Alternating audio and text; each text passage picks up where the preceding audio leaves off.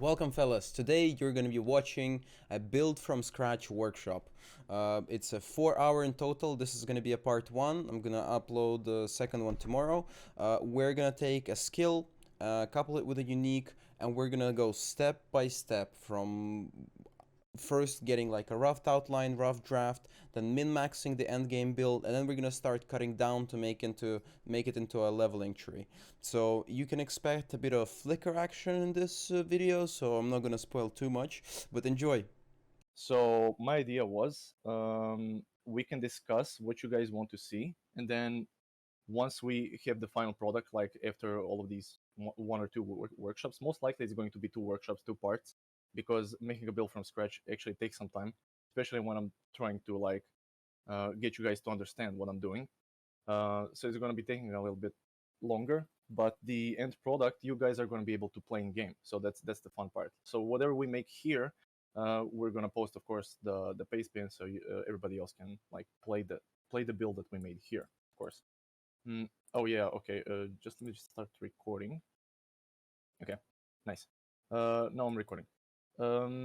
So I'm just gonna go over what I tend to do when I start theory crafting a build.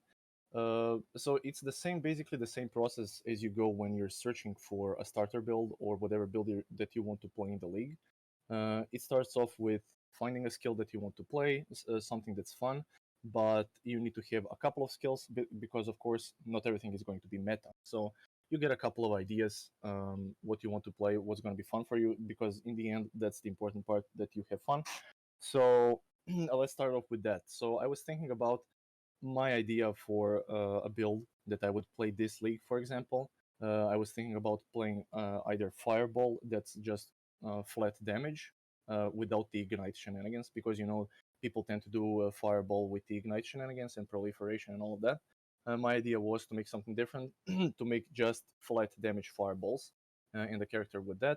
Alternatively, something like Blade Vortex, that's fun for me because you don't need to stand in one place.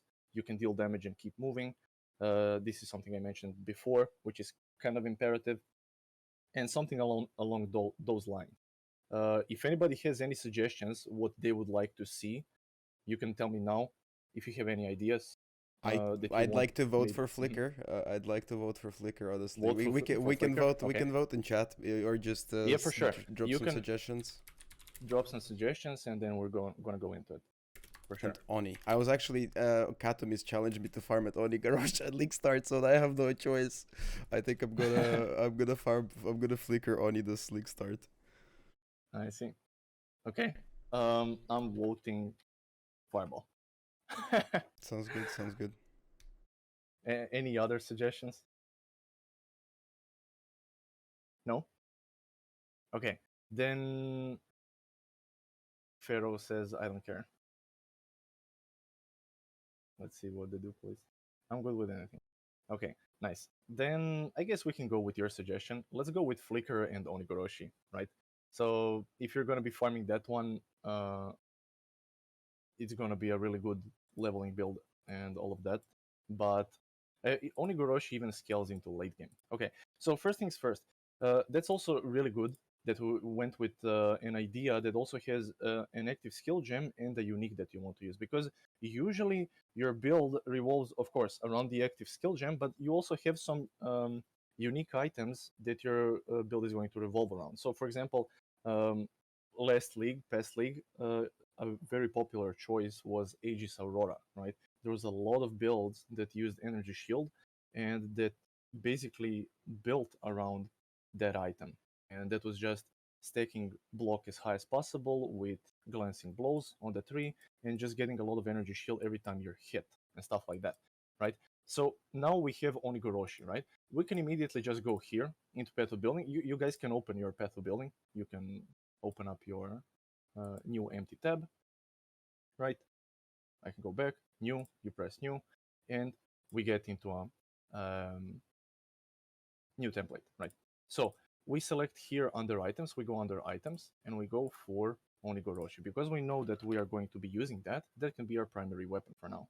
Later on, we can make multiple sets. You can make leveling sets, you can make endgame sets, min-max sets, you can make item sets that are appropriate for any kind of progression that you're going to be doing, right? So there's always going to be a leveling set and endgame set. Uh, Usually when I'm doing my theorycraft builds on Fiverr, the default one that I leave is the endgame build, and everything else that I'm doing is for endgame, right? So for level 90, let's say 90, 94 sometimes, from 90 to 94. And this is what you're going to be aiming to do. Every time you're making a build from scratch, you want to make it that it's immediately endgame viable. I mean, endgame viable. Endgame in a sense of what you want to do. If you want to do tier 16 maps, you want to make here the initial tree, the initial items, the initial skill gems to be appropriate for that level, right?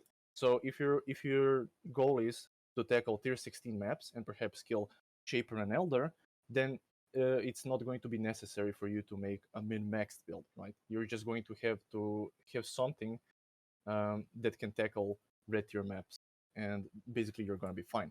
So this is what we're going to be doing. We're not going to go initially for the uber, you know, elders and stuff like that, killing the ultimate stuff, but we're just going to go with the tier 16 maps and something within those lines, right? Shaper, Elder, perhaps Uber Elder, and stuff like that.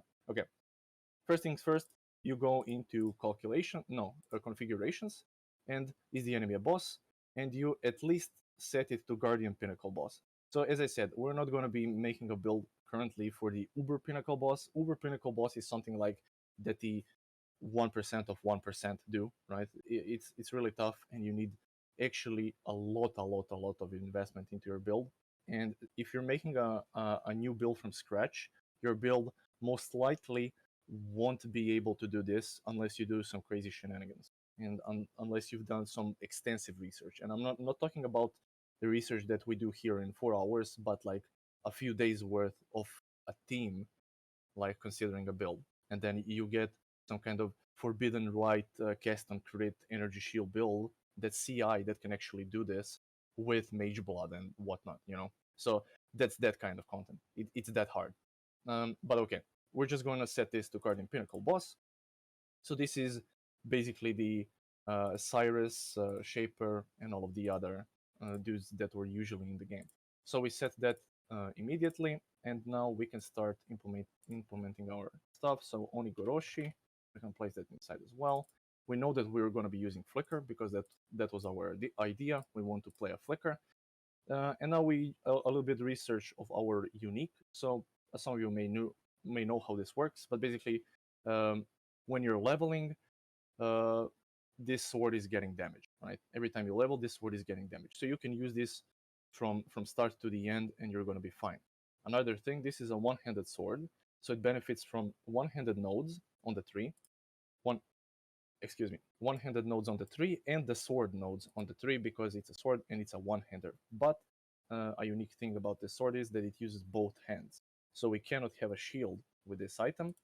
Good thing about this sword is though that it comes 6-linked, as far as I know. I think it comes 6-linked immediately, so you don't need to worry about linking it. So that's pretty nice. But yeah, we cannot use another one-handed sword here because it uses both hands, and we cannot use a shield. So that's kind of the downside of this sword, but that's fine. Okay, now we can go to skills. We can click new. We're just going to place some Flicker Strike. Easy peasy. Now you see it placed it here level 20 and 20 quality. I usually tend to do this. You see here under gem options, you can set a default gem level. I usually set it to 20 and default gem quality to 20, because I usually level up all of my gems twice, and then I get all of them to level 20. If you don't know how to do it, basically you level a gem to level 20, you sell it to any vendor. The gem, you sell the gem that's level 20 and 1 GCP, and you get back one gem that's 20% quality, but now it's level 1. And now you just need to re-level it, and then now you have a 2020 gem. So yeah, that's how you can get all of your gems to 2020 without ever buying it off of the market. Alternatively, you can just buy them. They're fairly cheap, actually. But okay. So we have our sword, we have our weapon, and we have our skill gem. And this is important for an attack-based build. So attack-based builds, depend on your weapon, right? If this was a spell, if we went for something like, let's say, fireball that I wanted to do, which I'm probably gonna do, then our weapon is not so important, right? We can have multiple different weapons. We can have a staff, we can have a wand. The only thing important about spells is the level of the gem. That's the most important thing. So you always want to have it like level 21. Uh, while Flicker doesn't get much damage if it gets level 21 or something like that. So you want to have, for spells, you want to have items that either give you the skill gem level, the active skill gem level, or something that gives you spell damage or triples the damage, like the Searing Exarch staff that can triple your spell damage, elemental damage, sorry, and stuff like that. That's really good for spells. They don't really depend on the DPS of the weapon. But since Flicker is an attack-based skill, it depends on the DPS of the weapon, and that's why Onigoroshi is pretty decent, because um, it basically gains damage as you level, so you don't ever have to worry about dealing decent damage. Um, okay. Also, one more thing. That's something that I mentioned in the last workshop, is that when you have spells, everything is basically on the gem, right? And that's why you want the gem level and everything else. But it's also on a spell skill gem. Let me just show you. Fireball, for the people that weren't yesterday. You see it has the base critical chance of 6% chance, right? So that's the base crit of the Fireball. But the base crit of Flicker Strike doesn't exist because it's an attack skill. Everything that's an attack skill is based off of the weapon. So Onigoroshi has a very high base crit of 9% chance, and that's really good. So now we know that we are most likely going to make a crit based build because our base critical strike chance is so high, right? Um, for spells, you don't want to go for a critical strike build if the critical strike chance on the spell is something like 5%, then it's not worth going for crit. 6% chance is fine, 7 is ideal for spells. Okay. But now we know that we have pretty high critical chance, so we know that we're most likely going to build around crit. Okay, so we covered the basics. Another thing, Flicker Strike. We know how Flicker Strike works, right? Right. Every time you want to attack with this skill without having to wait for the cooldown, you see it has a cooldown of 2 seconds. So in a normal environment, you would have to wait for 2 seconds for you to attack with this skill. But you can bypass this if you expand frenzy charges. So we need a way to generate frenzy charges so we can sustain our Flicker Strike consistently. And since we're usually generating frenzy charges through a weapon, like let's say, what's it called? The fire one. If anybody can remember the name, just tell me because I'm drawing a blank. What's it called? It's a fire unique. I'm not sure. I don't know. Yeah. But let's see. Well, I'll check the wiki. Yeah. It was a sword. Yeah, it was a two-handed sword. Handed melee. Um,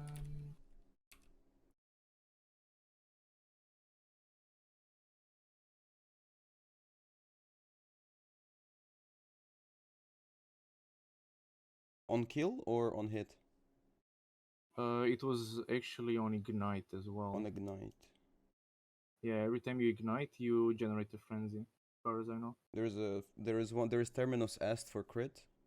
Yeah. Terminus Est is one of them. Or a sacrifice. Or a sacrifice. So these are the two swords, right? So usually these two swords are used for Flicker for generating frenzy super easy, right? Terminus Est is going to generate on crit a frenzy charge, and Oros sacrifice or replica Oros sacrifice will generate either when you ignite or when you freeze an enemy.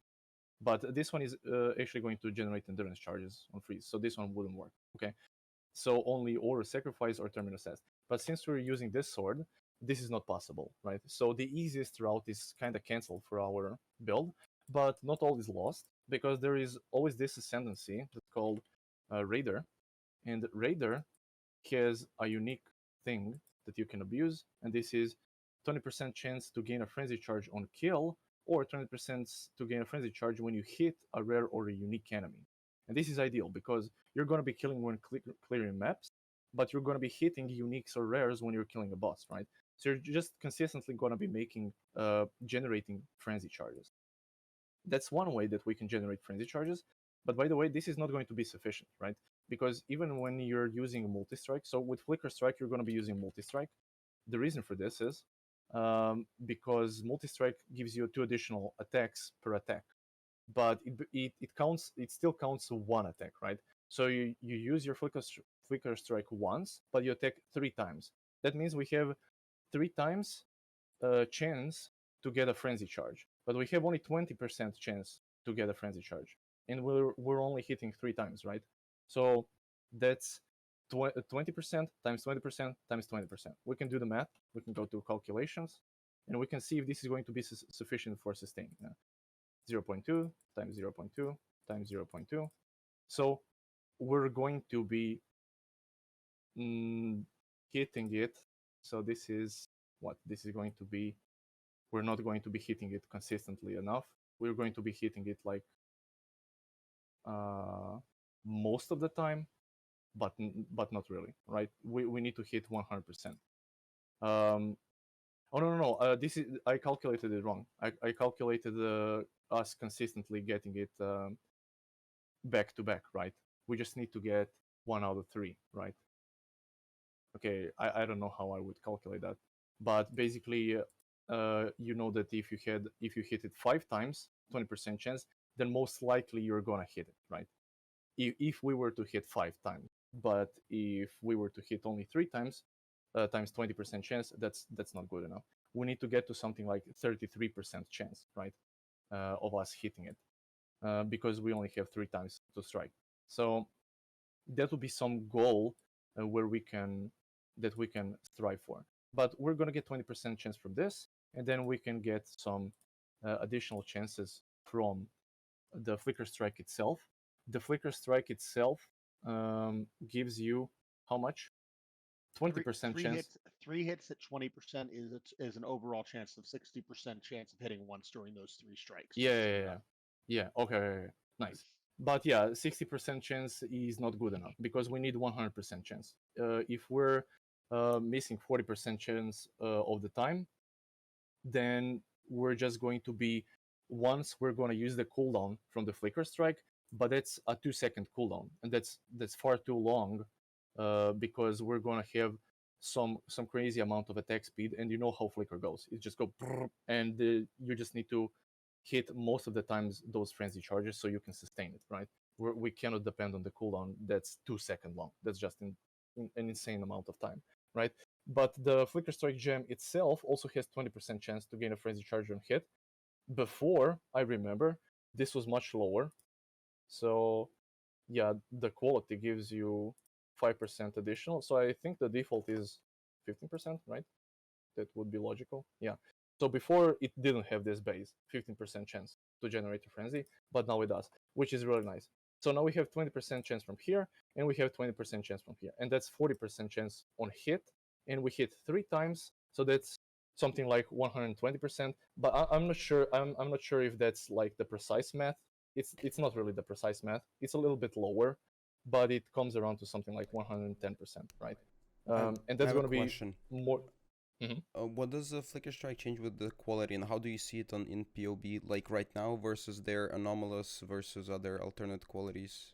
So you can just click on the Flicker Strike. I mean, you have it listed here in the skill gems, and once you click on this, you can go on the default, anomalous, and Flicker. Oh, so frenzy charge on hit is only on the default skill gem. On the default the rest of them don't work. Okay, fair enough. This one is cooldown recovery rate, which is also fine because that's also something that goes into like not consuming your frenzy charge. So this could also help you. I mean, you wouldn't have to consume a frenzy charge. You would just have a lower cooldown on this. So you see the base cooldown is 2 seconds. With the anomalous gem, this would be 60% increased recovery. So theoretically, you could just go the way of cooldown recovery rate and just completely ignore frenzy charges altogether. Yeah, I'm not sure if you could actually pull off completely, but there's also a helmet enchant, so we can just place a helmet for now. Let's go with let's just make a new rare helmet. So you can just go here under items, craft item. We can go and craft helmet. We type in helmet. It's most likely going to be something evasion or armor evasion based. Lion pelt. Let's go. And then there's this enchantment. You see now it immediately offers a Flicker Strike enchantment because we already placed Flicker Strike inside Battle Building. And now here you also have 30% increased cooldown recovery rate, right? So we can place that enchant. We add it to the build, so that's 30%. The anomalous is 60%, so that would be 90% if it's additive. I haven't dabbled much into this, but if this is correct that it is additive, then we're gonna have something like, let's see the cooldown.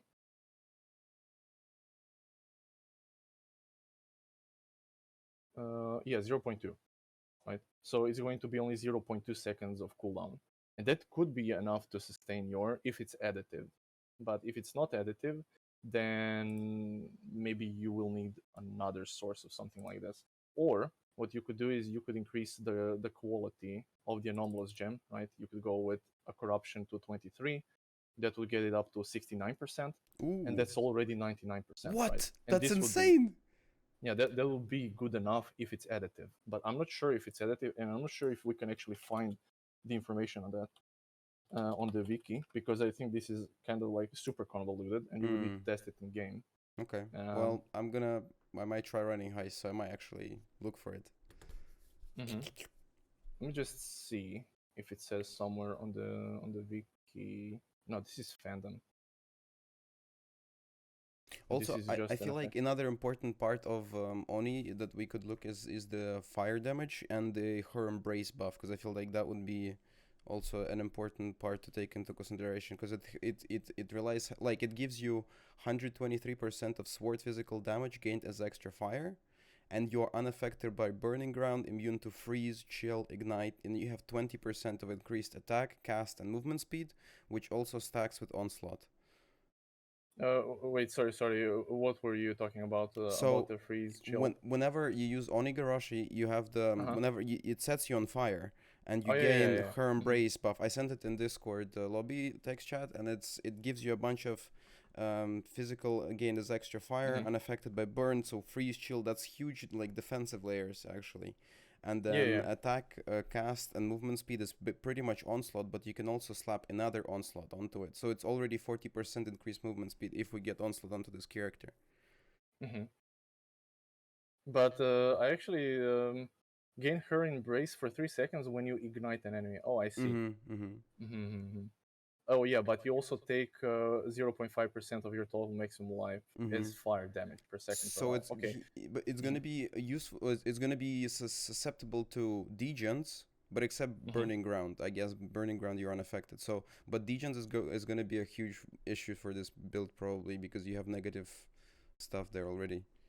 Yeah. But another thing that's notable here is that it's fire damage, right? So we can just use something like a purity of fire, or we can stack maximum fire resistance to mitigate this as much as possible. Because by default, you're going to be taking, so let's say you're level 90, right? So that's going to be 45% of your total maximum life as fire damage per second, right? So that's going to be quite a bit, but it gets reduced immediately by 75% of your fire resistance.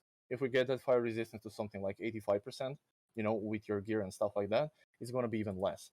And then how you can even further counter it is with a lot of regen. So we can go with a vitality aura, level 21 vitality aura, can just simply mitigate the degen by regenerating your life constantly, right? So there's a lot of stuff that we can actually do, and I don't think we should worry about that too much. But yeah, what you did say, this is absolutely correct. Like her embrace, this is amazing. You cannot be stunned of sword physical damage gained that is extra fire damage. We can abuse that as well, because when you have physical and fire damage, you can get a bunch of extra modifiers on the tree, stuff like that. Unaffected by burning ground, immune to freeze. Yeah, you're even immune to ailments, so that's like crazy. And as far as I know, this 20% increased attack, cast, and movement speed is not onslaught. So this is not onslaught. You can even stack onslaught outside of this, so you can even have even more attack speed, cast speed, and movement speed. So that's pretty good, really good. What did you link here? Gluttony of Elements. Yeah, so I was also looking about like maybe other things. This would basically make you heal for all the elemental damage that you're taking, and I guess then you go for like I don't know how can you affect Val's skill like soul gain prevention, or if you can make it so just you would try to increase uptime on this skill, and then basically all the damage that you'd be taking would be healing you. Mm-hmm. Yeah, okay, but you get this with the amulet, right? Yeah, with the With unique one. amulet, blood of corruption. Yeah. And That's kind of an issue. I mean, it's not really an issue, but the thing with this is that it's going to only have the base duration of 5 seconds, right? mm, And what's the cooldown on this? Oh, it basically consumes souls, right? yeah, and the soul Ah, gain I see. prevention, I guess it works. You can't do it for 14 seconds after you cast it. I think that's how it works, or until it finishes. Yeah. So once it finishes, then the cooldown starts. Okay. Yeah. Yeah, that sucks. Um, yeah, that kind of sucks. So I wouldn't use this honestly Mm-hmm. in this situation, but it's a good idea, right? Mm-hmm. Maybe if you manage to reduce if you had a lot of cooldown reduction on your tree, I'm pretty sure it also applies to this, right? So for this soul gain prevention thing, and then if you could like lower that to a reasonable number, maybe then. But even then, like even if you lower this to a couple of seconds, once it ends, for these few seconds that you can't use it, you're kind of a sitting duck, right? So, I mean, plus you're losing an amulet slot, and amulet slots are really important. Like that's one of the most important slots in your whole build. The weapon, the body armor, and the amulet. That's kind of like super important. And okay, the belt recently, because not only do you have the headhunter, but you also have mage blood, which is super broken, super mega broken. Okay, so now we figured out that we could actually sustain our flicker with just multi-strike, the base gem, and the raider ascendancy. Okay, so this is one way that we can sustain it. Is there any other way that we could sustain so that we do not have to go with the raider ascendancy? We could look for the ascendant that also has the raider ascendancy. So here we see it's 10% chance to gain a frenzy charge, so it's 2 times less. But if we went for an ascendant, then we could pick something else as well. We could maybe go for assassin to get some crits, some free power charges, because you see you get 10% chance to gain a power charge and crit strike. We already said that we're most likely going to go with crits because we have a high base crit, so that would be nice. Or anything else on the tree, right? There's champion where we can get free fortify. Fortify is always nice. We permanently intimidate enemies. That means we do not have to intimidate with anything else. Effect of non-curse auras. This is also amazing. You know how people like to stack auras. That's for a reason, because auras are absolutely amazing. Um, Especially recently with the upgrade of the armor, evasion, and stuff like that, then people are just using grace, determination, and defiance banner to keep their defensive abilities. So actually, the ascendant is a good option, right? But this is 10%. The gem is 20%, so we would have 30% on our 3 attacks, which comes to 90%, but it's actually a little bit less because it's 30% chance, 30% chance, 30% chance. It's not a flat 90%, right? So it comes out a little bit less, right? A little bit less chance of us actually consistently getting frenzy charges per attack. Um, so we could think about how could we increase that chance probability of getting that 10% that we're missing. So one alternative could be just getting this helmet enchant, right? So we can lower the cooldown recovery of our flicker, the cooldown, because the first thing that's used for the flicker to activate is that cooldown. So that cooldown first gets expanded before the frenzy charge, right? So if it's 30% less, that's gonna be 1.4 seconds, right? Every 1.4 seconds, is instead of using a frenzy charge, it's going to use the cooldown of the flicker strike, and that will most likely cover the 10% that we are missing, right? So this could be a solution if we went for the ascendant option. So what do you think, guys? Would you prefer going with the ascendant option or with the raider option? That's much simpler. Then you could just take the raider ascendancy, you have the gem, and then you're basically good to go with your build and start flickering. What do you think, guys? What would you opt into? Would you would you rather go this a little bit harder route where you would need to get this helmet enchant, or would you go that route? There's also one third option, but this is only because I used this like, I don't know, 7 leagues ago, so I know about it. But there are these boots. They're called, I'm not sure what they're called, but we're gonna find out. So boots, any type. We type in frenzy, as far as I know. The blood dance. I think it's Wait, what did you just switch to? Any type? What just happened? okay. Yeah. So yeah. Basically, I kept it on the weapon slot, right? And I had the two-handed melee because I was looking for the auto sacrifice and terminus assist. And then right? you looked up for a frenzy mechanic instead of. Oh yeah, yeah. my You can look God. up. Yeah, sorry. I should have mentioned this. What? But you I've can never look done up. this before. That's insane. Yeah. I thought it was You just for can- names of items. Yeah, you can look up for the mechanics. So if it's mentioned on the item, you can look for it. So if you want to look for something for a weapon that uses ignites in any shape or form, you can type in ignite, right? So then you're gonna get all of the items that have ignite mentioned in the item. So yeah, that's something that you can do. I did this passively, unknowingly, but yeah. If you didn't know, now you know.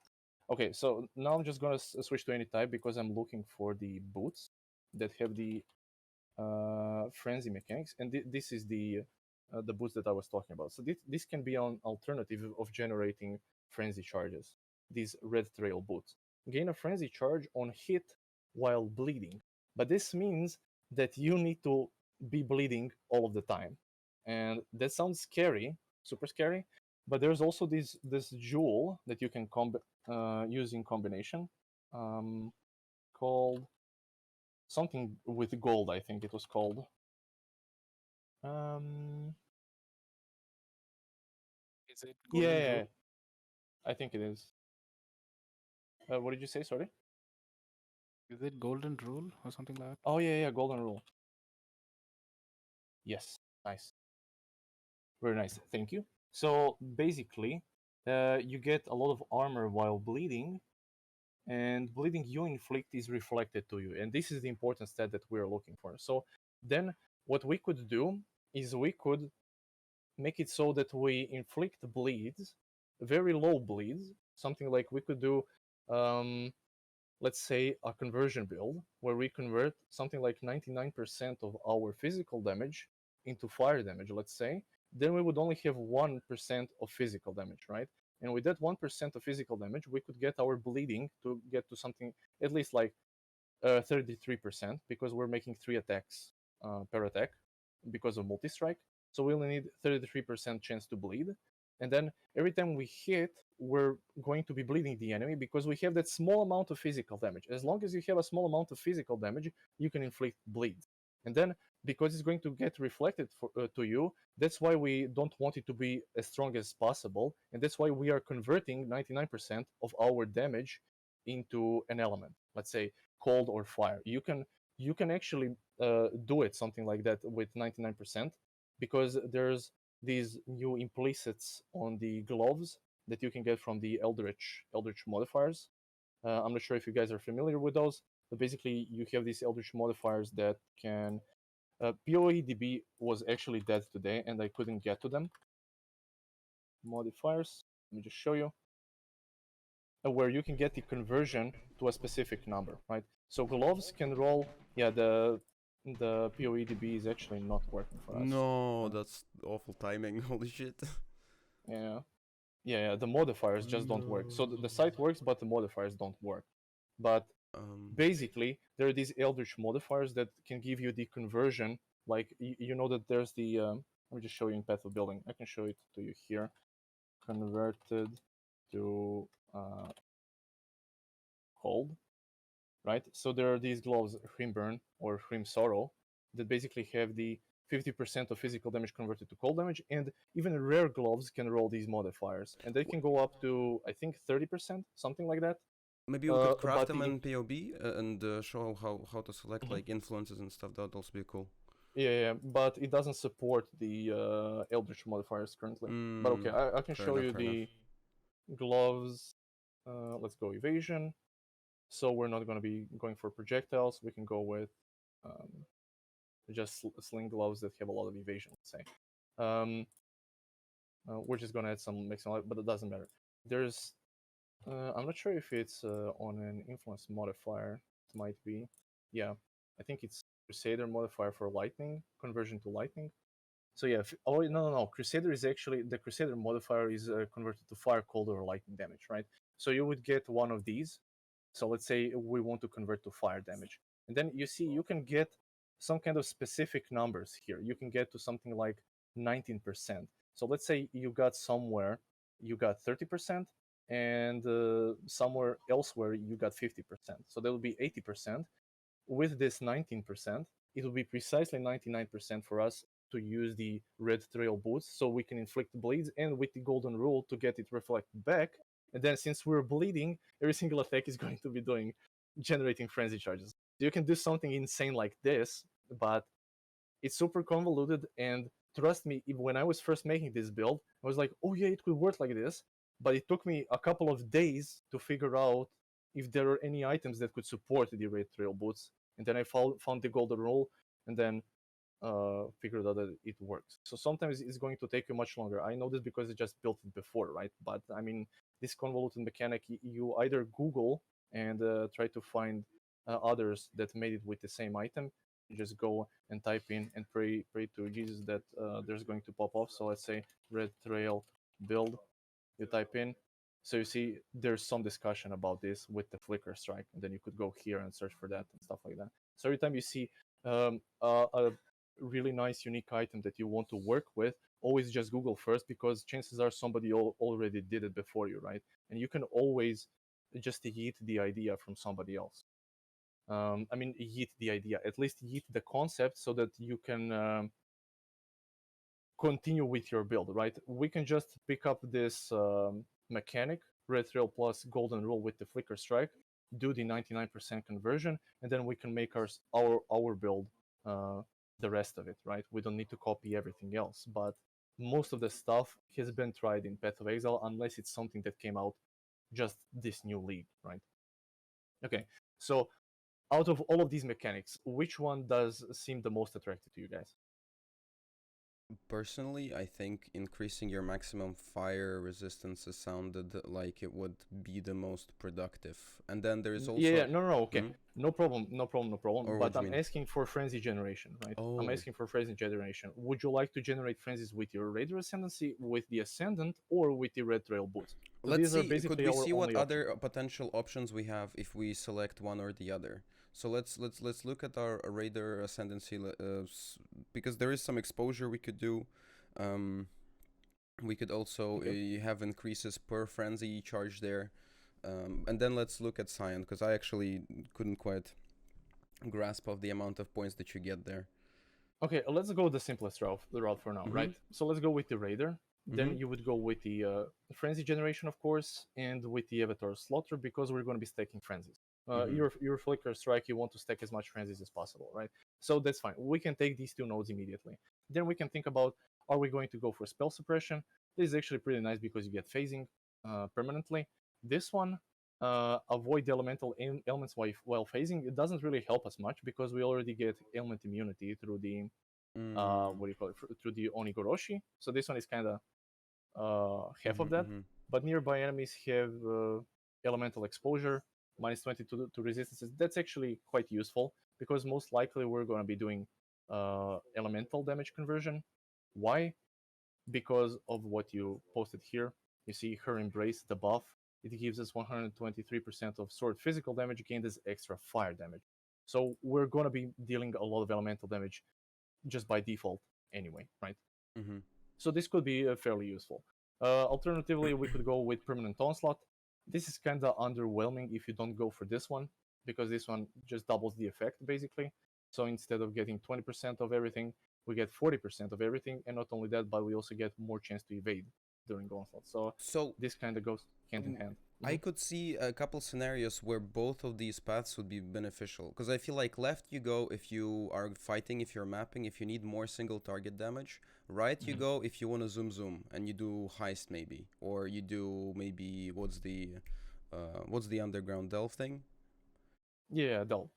But you're not going to be flickering in Delve. Oh yeah, Trust probably me, not. you don't Yeah. you don't want to flicker in Delve. Yeah.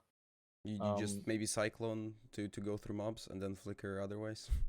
Yeah, you could swap to Cyclone, but it's kind of iffy because I mean, yeah, it can work actually. It can work because both are movement skills, but usually you make Cyclone a little bit tankier than you make Flicker because Flicker doesn't get hit almost at all, right? When you're mapping, when you're clearing creeps, you almost don't get hit at all. While with Cyclone, you're gonna get hit eventually because it's much slower. You get slower movement and stuff like that. So you usually go a little bit tankier route with the Cyclone, and then when you would have this Flicker build, right? That's a little bit maybe less tankier than Cyclone, and you go switch to Cyclone in Delve, maybe you will find yourself dying a little bit more. So there's just something to consider. But for Heist, for yeah, example, if we for go Heist, up into Onslaught and Onslaught effect, and then we pick up more Onslaught effect on tree, I wonder how fast could we get with like 30% movement speed? oh yeah, you would be like super fast because this initially is just 40% movement speed. You could go, as you said, with more Onslaught effect that you can get here, as far as I know. Yeah, 15%, then 30%, 45%. Yeah, you could get a bunch of Onslaught effect, but in Heist, there's a lot of things that are clumped together, right? So clumped together means you're gonna get hit much more often. And if you're just zooming super fast, you're I mean, anyway, you're not gonna see where you're going, right?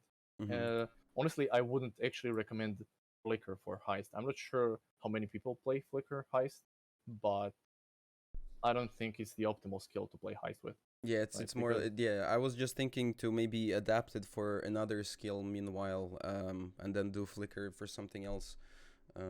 But yeah, Flicker is just ideal for mapping, like general mapping. And if you're going to be juicing maps, if you're going to be doing like huge breaches, with a lot of monsters, you want to Flicker through all of that. You want to just break through everything and just clean house, right? So that's Flicker. Flicker is not, plus it's not usually going to be a super strong bosser, right? It's going to be an average bosser because again, you cannot control where you're standing with your Flicker strike. You can just hold the right click and pray that you're going to land where the boss is not hitting. So that's also kind of something to consider.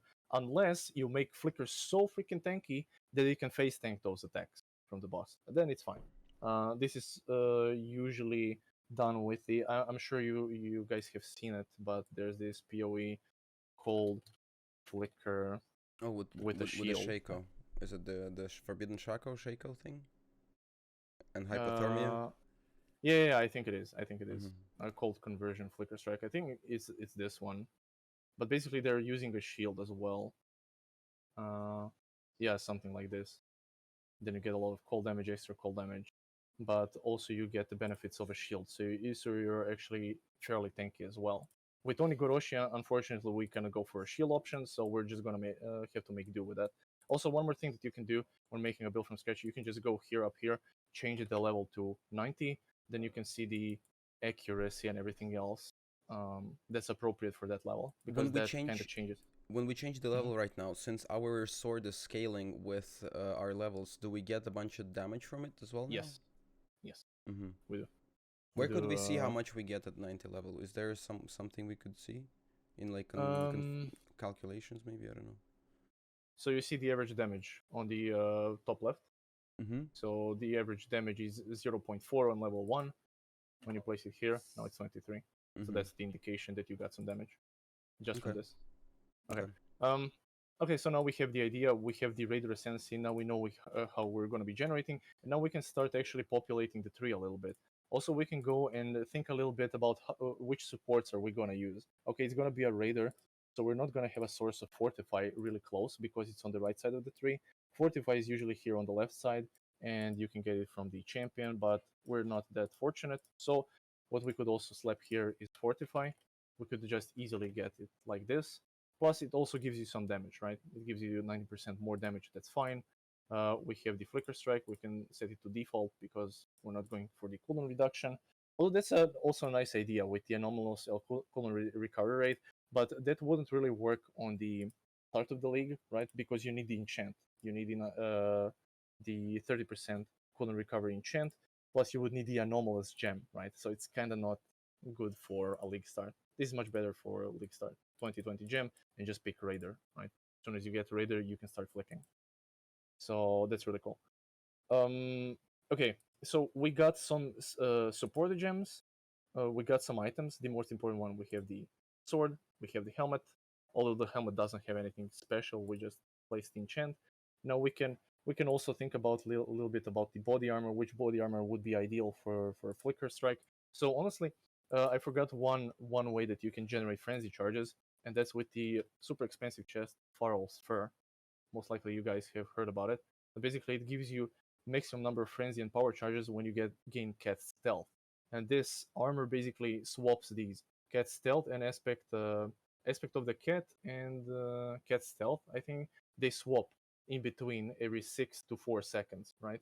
And every time they swap, you get frenzy charges.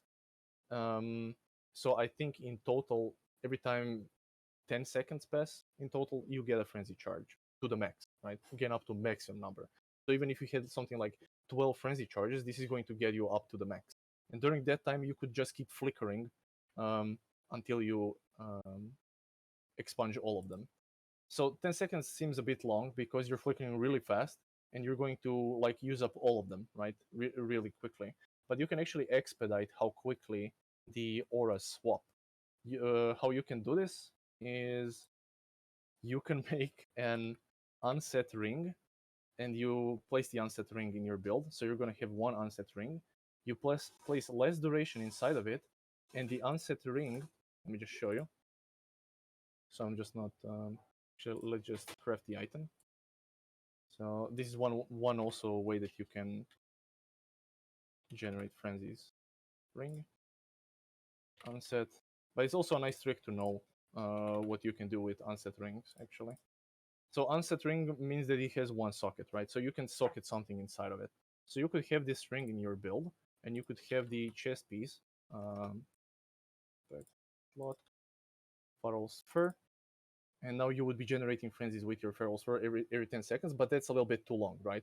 And you can only generate it if you have the aspect of the cat, so you need to get aspect of the cat somewhere.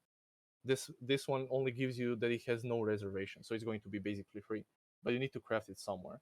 And where you need to craft it is on the unset ring. So you craft the aspect of the cat here. I don't think I'm gonna have the option like this, so we're just gonna edit the item. Yeah, Beastcraft. Does it have the option? I don't think it does. Add modifier, crafting bench. Yeah, only has essence, veiled, delve, and custom. Right. So what I usually just do, grants level 20 aspect of the cat. I think it's like this. Yeah. So that's basically the precise wording, right? So you would need an unset ring that has this aspect of the cat.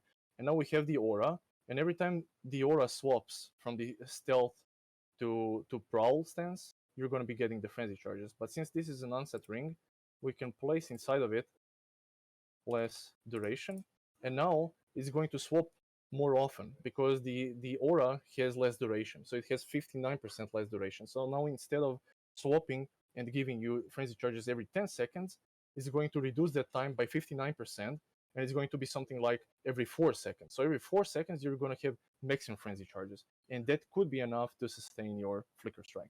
So that's just one more way that you can do. It's super convoluted. I know it sounds insane, but you can watch this like replay of this video and just try to understand this interaction later on. And there's just one more way that you don't even need an Ascendancy. You can then use another Ascendancy. Maybe you want to go with Flicker Strike, I don't know, Slayer, Flicker Strike, Gladiator. You want to go full block, you know? And then with this setup, you would just need Farrell's Fur, this unset ring, and with crafted aspect of the cat, you could get frenzy charge sustain. So that's one more way that you could do it, right? But okay, I digress. I had a question. So if we would like look at different ascendancies, do you want to populate the passive tree for Raider first, or like try to see what the options are at the Cyan ascendancy? Would you like? What do you think? Yeah. So this is what I usually decide on. Like, initially, like I just did. So you can change the ascendancy fairly easily, right? even if you populate the whole tree, you can change the ascendancy fairly easily if it's something close like this, right? It's an ascendant which is in the middle. It's really close to the start from the what do you call it, the ranger, right?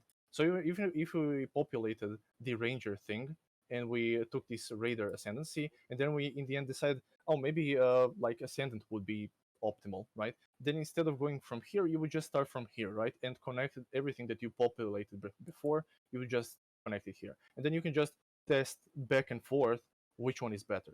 But it's much better to just go with one concept at first. You populate the whole tree, you get that end game thing up and running, because that's kind of the main idea, right? You want to have it barely working. So that's like the rule for everything, I would say. Like you just want to make something that's barely working. The important thing is that it's working, right? So currently our build doesn't have anything populated and stuff like that, so we just need to do that first. We just need to make it barely working. And then after that we can go and check the min-max things. Like we can go with checking if the ascendant is better. We can like swap the trees. The starting points are not that important, right? It's going to be something like evasion rating. It's going to be something like attack speed. See, like attack speed. It's not that important, and especially if it's this close. You don't have to worry about it initially, right? We only have two options, honestly, if we're going to be going this route. If we decided that we want to use Feral's Fur, so we know that we're going to get something like 10 exalted orbs, we can buy it. Why not? Then we can immediately start planning with Feral's Fur in mind, right? Then we would just place the items here, Feral's Fur. We would place the unset ring. Then maybe we wouldn't go with the Raider at all. We wouldn't go with the Ascendant at all. We would go with something crazy. Maybe we would go with Berserker, because suddenly we don't depend on frenzy generation from these random sources that the Raider or the Ascendant provide. But since we're not doing that, we don't need to consider other ascendancies. We're going to be generating frenzies just from the ascendancy and from the gem. So it's no problem. We can just populate the tree, and then we can check the differences later on. So that's basically the bottom line. Okay?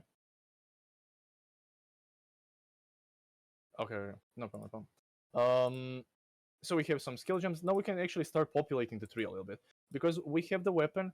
We have a chest piece. I usually tend to place a couple of items, just a couple of items, so we can have some percentages up and running. Because path of building is going to give you some numbers immediately, right? When you, let's say we take some of these evasion nodes, we're going to be stacking evasion, but you immediately see now here, let's take the life as well. Now we can immediately show the node power, for example, and it's going to say, oh, this node is giving more damage than if you were to go for these ones that provide the mark, expertise, and stuff like that. But this is only initial, right? The initial calculations are based off of just these couple of items and these couple of supports that we have. Chances are we're also going to be using an aura. Let's say if we're going to be going full fire damage because our buff is giving us fire damage, then we might go with anger, right?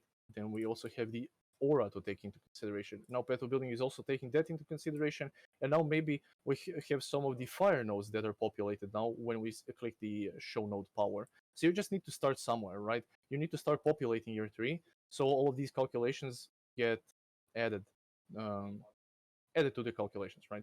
So let's just go with something that everybody needs, right? We need life, we need resistances we need, but we're gonna get that on gear, so we're not gonna bother with that for now. We just want damage and life, right? So damage and life, what we know, we're gonna be converting most likely to fire, or using at least partially fire. Physical damage, because everything comes from our physical damage, even the conversion. Sword nodes, and frenzy, because we're flicker, we're raider, we like frenzy charges. So immediately you could just click on every single frenzy. You click on frenzy, frenzy, frenzy, right? This could be an outline that you could be following and making your build around. So now what we could do is we could look at the nodes which are going to be optimal for the build. So we said we need life, right? Okay, we can type in life. So let's see where the life nodes. Actually, let's type in maximum life. Maximum life. There we go. Now I know that herbalism is amazing, so we're just going to take the whole herbalism circle. That's good life. So we have life here as well. I can take these nodes. I know these nodes are really good as well. So we're just going to be taking all of the life nodes that are along the route that we picked. Also, every time that you see a jewel socket, go for it if it's 2 nodes away or 1 node away. So if you see that it's 1 node away, for sure, I'm just going to click it, right? I'm not going to give it 2 seconds of thought. This one, 2 points, sure, I'm going to take it. Why not? Let's look for other jewel sockets. This is just one pointer. We're going to take that one as well, right? This one, for example, is a little bit far out. 1, 2, 3, 4 nodes. That's too far for us. We're not going to go for that. But I know that this jewel socket is close to the reservation efficiency. Reservation efficiency, on the other hand, is really important because the no, it's not getting removed. What's getting removed is the one that's here on the master. So this one is getting removed. Yeah, these ones are not getting removed. But since we're here now it's a little bit closer, and now I can consider it. It's 3 points. Maybe I can take this jewel socket. Is there anything around here that can also help me? Trap, life leech, not really. Critical strike chance, damage over time multiplier. We don't care about damage over time multiplier. Supreme ego. So if we decide to go for Supreme Ego, then we would take this jewel socket. Supreme Ego makes it so that you only focus on one aura. Let's say we just want to focus on anger. Then you'll get on your weapon, on your belt, on your jewel, on everything that you can that can amplify your anger aura, you would get that amplification. Why? Because Supreme Ego is going to amplify it even further, but it's going to make it reserve even more. You see, 40% more mana reservation of aura skills. So chances are you're going to be only be able to use that one aura. But that's why you're going for that extra effectiveness on your gear for that specific aura. But I mean, that's kind of a niche build, right? People tend to do this when they go something like Blade Vortex and stuff like that. They go for hatred effectiveness on their whole gear and stuff like that. Then they take Supreme Ego. They don't care about other auras. They just care about buffing that hatred as much as possible and taking that Supreme Ego. And then you can basically just have one aura that's super strong and it's buffing your character to insane heights.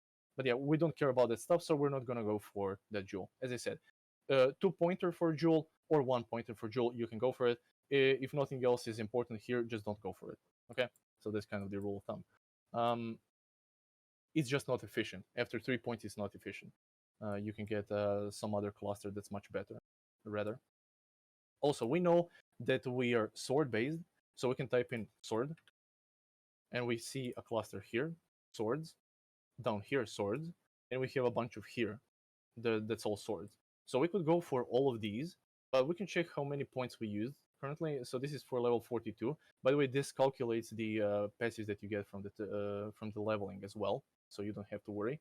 You see now it estimates that you're going to be somewhere around normal lab, Act 5, with all of these points. But the first thing that you want to do is set up the endgame tree. You don't care about, I'm going to make a leveling tree for normal lab, then the cruel lab, then the merciless lab, then the eternal lab. No, you don't do it that way. You do it the opposite way. You make the endgame one working, barely working. You want to make the endgame one working, and then you go backwards, right? Then you just cut from the 90 points that you made, then you cut off 20 points. Okay, now this is for my Eternal Lab progress, then you cut off 20 points. Okay, this is for my Merciless Lab points, so on and so forth. Then you get to the first leveling tree, the initial one. Okay, what am I going to pick at the start from all of this? Okay, I'm going to pick this, and this, because I know later on it's going to fit into my endgame plan, right? So Question. you go... Yeah, sorry, go ahead, finish it. No problem. That's basically all of it. Does using Onigoroshi, so it's a one-handed sword, but use it in 2 hands. Yes. Is it dual wielding or is it not? I guess that's not dual wielding, right? No. No. I'm pretty sure it's not dual wielding. Yeah. 99% sure. Yeah. Fair enough. That the sword cluster is kind of ass for us then, because there's a bunch of crit chance and block while dual wielding. It doesn't sound very good. Yeah, it's not good. It's not going to do anything, right? You can even check this, right? You can go. So if you're not sure, dual. Oops, can't spell. Dual wield. So dual wield. So you see, we have Onigoroshi, right? And if we go for this one, you see it does nothing. There's no calculations being done because it's not dual wielding, right? Because it's Onigoroshi. But if we were to go here with the swords, you see immediately you have these green numbers that display that you're actually getting damage, right? So even if you're not sure if it's dual wielding, you can just check in path of building. So yeah, dual wielding just doesn't work, right? While dual wielding, it doesn't work. Okay, then we go here. We take these nodes. We're just doing a rough base of our build currently, right? So we went for frenzy charges because it was Raider, Flicker. We need frenzies, so we clicked all of the frenzies, and then around these frenzies we picked something that was important for us. Yeah, that sword Okay. cluster looks really bad. Honestly, I don't think I would even like. Doesn't it? Do you think you'd take it? Because there is only one Yeah. useful or like sword. Increase damage with hits and element, but the block is completely dead. No. Yeah, the block is completely dead. But as I said, we're just taking something that's going to be the base for now. Okay, So I'm just okay. going to take the whole cluster for Mhm. now, and then later on you can shave off points and stuff like that. Okay. But we just I know from experience that you can get some pretty decent damage from this, and there's actually not many things that can top this, right? Maybe we're going to cut off the top part, and we're just going to leave the bottom part. But something from this three we're going to take, mostly because you're going to get the sword mastery as well, right? You want to take all the three sword masteries. Reason is you have a really useful ones, right? You can have this for frenzy generation, which we're actually not going to need because we are over the top anyway. But you have melee strike range. That's also good for flicker because you can flicker further. Chance to impale enemies on hit. If we're going to go for impale, this is going to be huge. A critical strike chance with swords. This is amazing. 120% increased critical strike chance. That's a lot.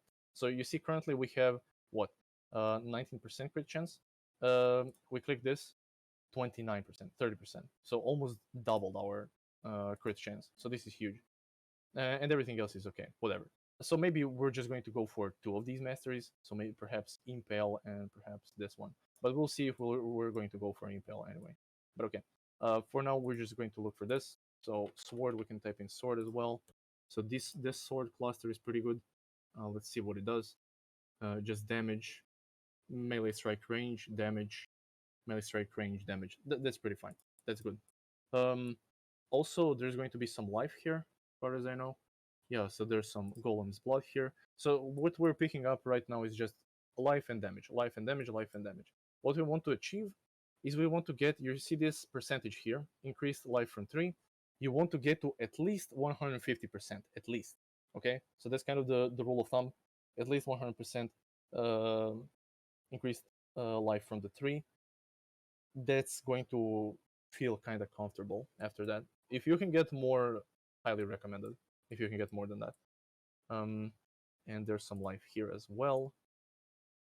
And let's just look for a little bit more life. Oh yeah, this whole cluster. So this is just right up our alley. Why not? We're gonna take that. And is there anything else here that we can pick up? Oh yeah, I usually go for Art of the Gladiator. The reason for this is because ignore all movement penalties from armor. Inherently, every single armor that you equip is going to have a 5% less movement speed. So every single armor that you equip has minus 5% movement speed. This node negates that, right? You're just removing that negative effect. So you see the movement speed modifier here is 17. Once we take this, 20%. Or yeah, maybe it's 3% only. Yeah, it might be just 3%. Okay, then we just take some life here as well, and a little bit this Master of the Arena. That's just, again, melee strike range, physical damage, that's absolutely fine. This is attack speed, accuracy, that's fine. One more thing, here is two-handed damage, but we're not actually two-handed, remember? We're not dual wielding either. We're one-handed, and actually none of the nodes here give us one-handed damage, so all of this, everything else here is kind of dead. Now we can start thinking a little bit about the defensive mechanics and sustain that our build will have, right? So we made the base outline of the build. We took some damage, we took some life. Now what we can do is consider leech, life on hit, blocking, a lot of life, So a lot of life can be also damage. I mean, just basically damage mitigation. Are we going to stack evasion rating? Are we going to stack armor? Are we going to stack both? Or maybe are we going to be stacking both and taking iron reflexes? And then, which means we're going to convert all of the evasion into armor, so then we don't have to worry about um, actually expecting to evade stuff, but we can just face tank it and stuff like that. Or and also for elemental resistances, right? Are we just going to pick up a lot of maximum elemental resistances from the tree? Are we going to go with melding of the flesh? Is that our budget? Are we going to have the budget to buy melding of the flesh? So for you guys that don't know what melding of the flesh is, melding of the flesh, it's going to reduce a lot of your elemental resistances into a negative, but it's going to make it so that your highest elemental resistance maximum is equal to every other maximum, right? So if you manage to get your fire resistance to 90%, you know that the cap is 75%.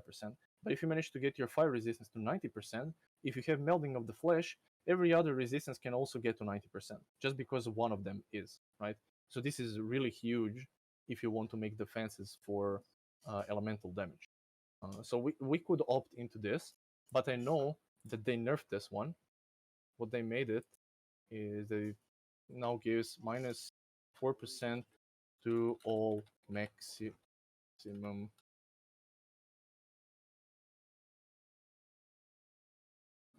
nice. So this is the new one, right?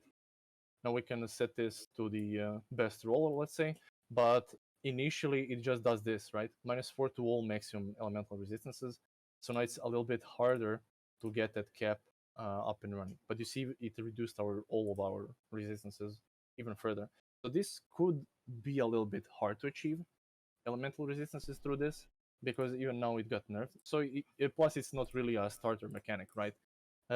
You could survive with 75% initially, but it gets tougher as time passes. Yeah, to be fair, the Farrell Sphere isn't really a starter strategy either, right? Yeah, it isn't, of course. Yeah. I just placed it here to mhm. show you the example. I'm just going to remove it, yeah. don't worry. So let's just do something that probably you guys can do as a starter. So let's consider a little bit about what body armor we could use.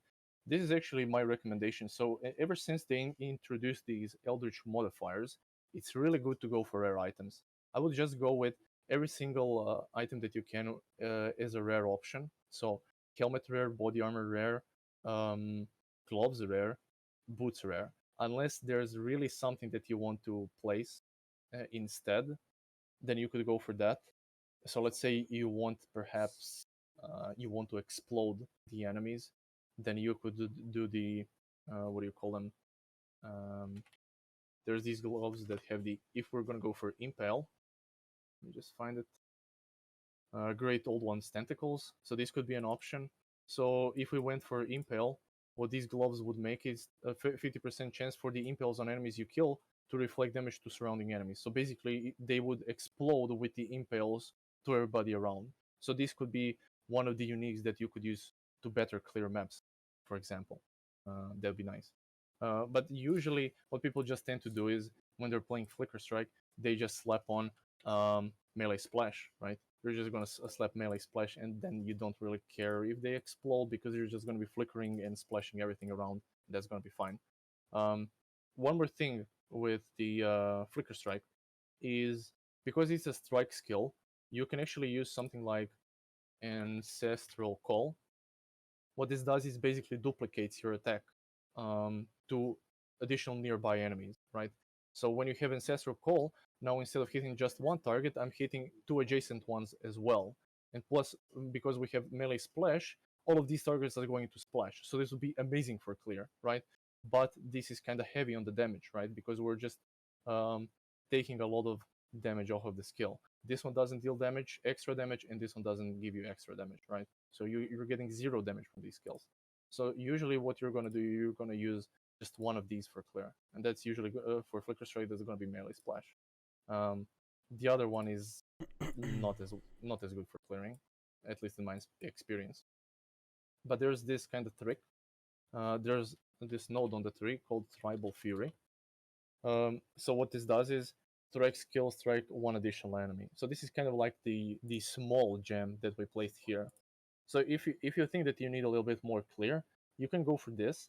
But this one is a little bit far out. You see, like it's kind of far. You could go to this. You could get increased melee splash area of effect. Get all of this, and it's actually not that bad because we're getting the weapon fire damage.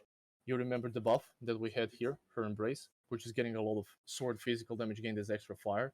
Most likely we're gonna go for fire conversion. That would be ideal actually, because we're already getting some extra as fire. Why wouldn't we convert the current damage into fire as well? So we could do this with these nodes. Fire damage with attack skills. Flicker is an attack skill.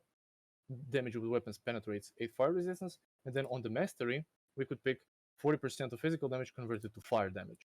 Now 40% of our damage is actually of our physical damage is actually fire damage, and you can see this listed in the calculation tab, right? Now you can see that we're dealing fire damage as well. To go along those lines, what do you think about slapping in flammability as aura somehow into this thing? That would be pretty cool, no? Yeah, we could do that as an aura. If you want to do it as an aura, there's this amulet. What am I typing? Here, amulet, and it's called. Actually, we can just type in flammability. Yeah, impresence. So this impresence can give you. We just set it to, instead of chaos damage, there's 5 variants of this amulet, right? And we would go for the fire variant. Then flammability has no reservation if cast as an aura. So for your idea, we could use this amulet actually, and then we would have a permanent. Yeah, we would have a permanent aura. So this would give us fire damage to the attacks. We would get some life, which is great. Regeneration, which is also great. We're gonna have a lot of degen. Fire resistance. We need fire resistance, and we would also have flammability has no reservation, so we could just automatically apply flammability to everything in the vicinity. So this is actually one of the ideal amulets that we could use. We could just slap that into the build. You can even go immediately, since we have a little bit of the tree mapped out. We have some damage calculation going already for our build. We could actually go for the anointment. We could go sort by combined DPS. Let's say you want more damage, then you can sort by combined DPS, and then it finds the best node that's going to give you the best damage. Now it suggests minimum frenzy charges, but that's because we actually forgot to tick that we're using frenzy charges. So we're constantly generating frenzy charges. We can just tick this on, right? We have frenzy charges, and now we go to the anointment. Now it's going to change, right? Because now it knows that we actually have already frenzy charges, and now you see it doesn't offer the frenzy charge anymore. Now it offers Razor's Edge. We can actually check where that is. So we can go type in Razor's Edge, and it's so far here on the left. That's actually a decent anoint because you're not going to have to path all the way there to get it, right? So we could just leave that for now as our anoint. Razor's Edge. Nice. We can just press anoint, save. Okay, now we have an amulet, but you see, it gives us flammability, has no reservation if cast as an aura, right? But we still don't have the flammability anywhere, right? So we need to go here. We need to place that flammability somewhere, and we need to cast it as an aura. Remember, it's only free if it's an aura. And how you can make it into an aura is you use the Blasphemy support. The Blasphemy support gem makes all of the curse skills to be used as an aura. And now we have that setup, right? So now we have Flammability, Blasphemy. Usually it would reserve, you see, Reservation Override is 35% of the mana. It will reserve 35% of the mana, but since we have that amulet, it's not going to reserve that. You see, like if we disable it, you see that the unreserved mana stays the same, 60%, right? If we enable it, 60%. Nice. So it works. We know it works. We have that in presence, so we can keep that for now unless we figure out something else that we can do with our build instead of that amulet, right? Okay, so now we maybe decided that we're going to go with the fire damage, which is honestly not that bad of idea because we're going to be getting her buff, right? There's also these crit sword nodes here, so I'm just gonna take those because the sword mastery here is pretty nice. And we have it mapped out with 72 points, right? Next thing we want to do is check the accuracy. Since this is an attack-based skill, you need to check your accuracy. Your accuracy is currently 86% chance. So this is not ideal, not only because you're going to be missing 14% of the time, but also when you're missing, you're not generating frenzy charges for the flicker. So the more you're missing, the more you're going to be standing and losing out on DPS because you're just not going to have the frenzy generation. For flicker, it's all. I mean, it's imperative that this is as close to 100% as possible because then, of course, you're going to be generating those frenzies consistently. So we need to get that accuracy a little bit up and running. And at this point, we have this mapped out to a certain extent. What we can do is do the thing that I showed you yesterday. So we can go to the show node power. We wait for it to populate. This can usually take a lot longer, especially if you have a lot more calculations going behind. But you just wait for it to populate. Usually it blinks when it's done. I'm not sure if it did it already, but I think it's done. Should be done. I'm just gonna wait a second more. Yeah, I think it is done. And then once it's done, you can click on Show Power Report. Okay, it wasn't done.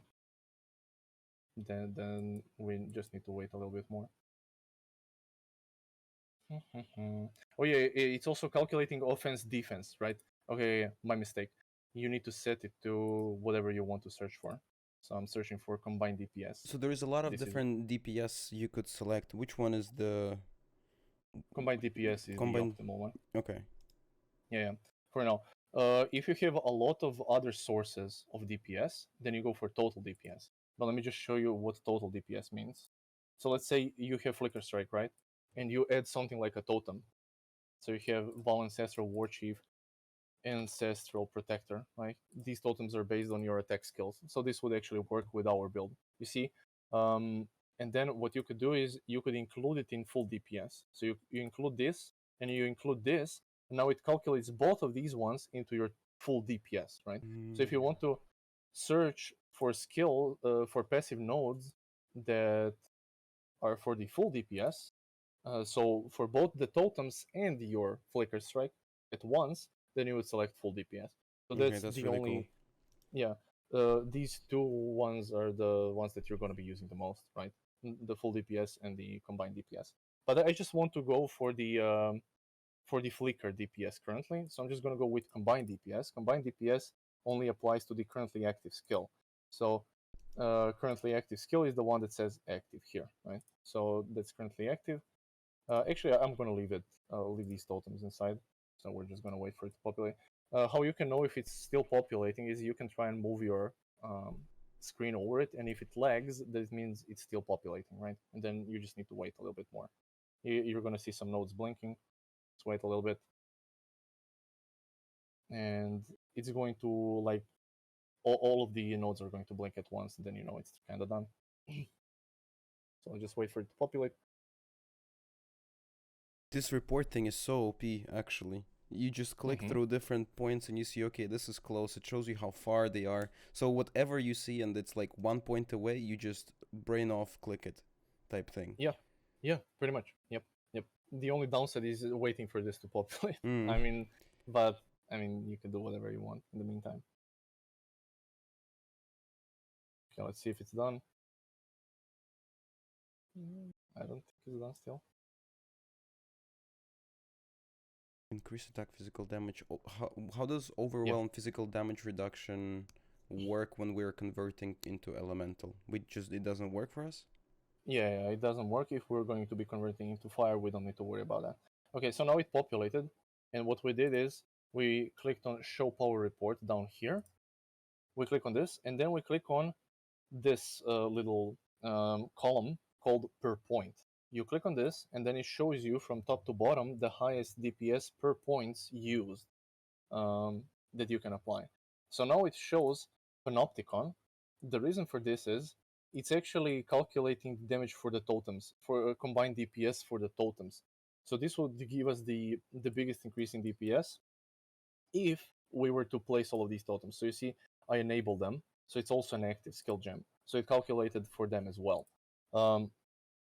We could take these nodes if we were to decide, okay, yeah, sure, we're going to be flickering, but we're also going to be dropping the totems on a boss. It sounds like Right. that's a pretty great solution to a problem that the Flicker strike, as you said, might generally have, which is single target. So I think Mhm. totems for that is actually sounds like a pretty cool solution. Yeah, that's what I usually did. But people tend to dislike stuff that they need to additionally press, right? So this is two additional totems that you need to cast. You need to cast one that's Val Ancestral War Chief and one that's Ancestral Protector. So you need to press these two additional buttons before a boss to deal the optimal DPS if we were to go this route. And Mhm. honestly, I'm just going to leave it like this because it's a lot of damage, trust me. You're going to get a lot of damage if you plop these two totems before a fight. Mhm. The reason why one needs to be Val Ancestral Warchief and the other one needs to be the different totem and the normal one is because there's a totem limit. Every character has totem limit of 1 initially, but if you cast a Val totem, it can circumvent that limit, right? So we're just casting this one, but we're not actually casting another totem. We're just using this kind of ultimate totem, right? Which can surpass the limit. And that's why you can plop two totems at once. This one is going to require Val souls, but it doesn't matter. You're just going to save it for a boss anyway, and you can stack it up to 2, as far as I know. Yeah, it can store up to 2 uses. So you have 2 uses on a boss of these ultimate totems. We just plot both of these, and then if we take all of these nodes, which we're gonna take, you're gonna see our DPS jump drastically, right? It went from something like 60k to 90, which is really nice. The other one that the tree is showing is surveillance. Oh, the surveillance is a part of all of this, right? So we don't care about this. Now, if you want it to repopulate again, you can just hide the power report. You can tick this off, and then you can repopulate it again. Then it's going to calculate these nodes into your power report again, and then you can keep searching for other nodes. So I recommend every time you take a cluster that you just repopulate it again, then it's going to be more precise. You could, of course, go just for the third option that was initially listed, but it's not as precise. Like if you want to be as precise as possible, then you want to apply the nodes that you've taken again to the tree, because maybe now, let's say these were accuracy nodes, right? You took these 5 accuracy nodes, then the third option below these accuracy nodes said something else, but now since you have 100% accuracy, maybe these nodes that were below were also accuracy nodes, and you took those instead, and you basically fucked yourself up because you already had 100% accuracy, you know? So there are these kind of like end cases that can scuff it, but so every time you basically take the nodes, try to repopulate it again, show power report again, then it's going to be, chances are something else, right? Now it says aspect of the links, so this is good damage. We can just take this straight up. You see it says something like 5.5% more damage. Rule of thumb is clusters are good if it's something like 4% more combined DPS per point, right? So 5.5 is actually insane. Yeah. We can go for the second one. It says Bastion Breaker. Attack physical damage, overwhelm physical damage reduction. That's also good. Let's see what else it offers. Disciple of the Slaughter. So I'm wondering why it lists this one, because you Crazy. see these nodes before are dead nodes, kind of. They're not giving damage at all, but they're giving evasion, which is useful if we're gonna go for evasion, which we are, and movement speed per frenzy charge, which is also nice. We're gonna have a lot of frenzy charges, so that's gonna be, let's say if we say have 8 frenzy charges, that's gonna be 16% increased movement speed. So that's pretty good. Plus, we're gonna get 8% increased damage per frenzy charge, and this is why it's giving off such good numbers in the power report. So we're just gonna take this because it's a good cluster. So we're done with combined DPS. Now it's level 82. And you need to keep checking this, like how many points have you used. We have taken the jewels, so 1 jewel. We have 2 jewels, 3 jewels, which is decent. If you want to go for a cluster, then you need to plan it out somewhere around this point, right? So once you have populated your tree, then you could place a cluster, and then you could go under items, craft item, you would go under jewel, create your cluster, and then you would need to manually basically test between clusters and notables, which are going to give you more DPS compared to the ones on the tree. And this is kind of a tedious process, an arduous process that takes a lot of time. So I'm not going to go over that, but basically the process is the same as comparing the nodes, the node power to the regular nodes. Once you implement a joule here, it's going to populate nodes here, and then you can do the show node power here, and then you can just let the program run and see if these nodes are optimal instead of something else, right?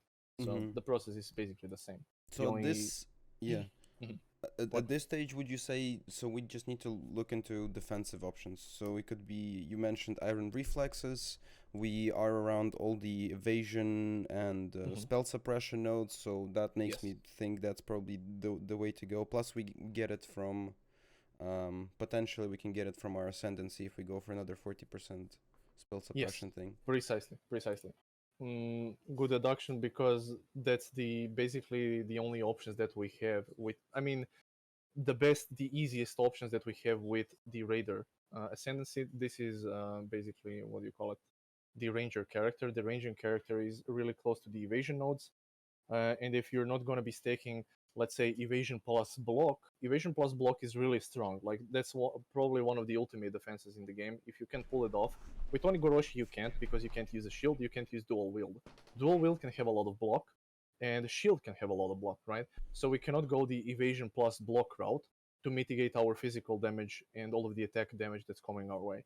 So we need to do something else.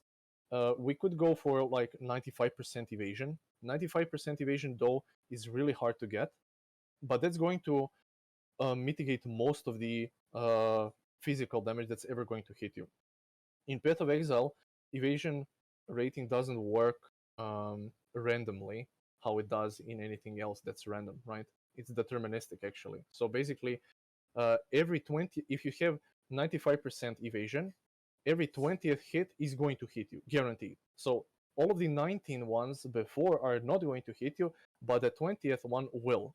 100% guaranteed, 20th hit will hit you, because it has that kind of like a counter on how many hits you dodged, evaded, how many hits you evaded, and then when it gets to the number 20, oh, now it needs to hit you, and now it's going to hit you. So you have this guarantee that eventually, when you have evasion rating, you're going to get hit, no matter how lucky you think you are or unlucky you think you are.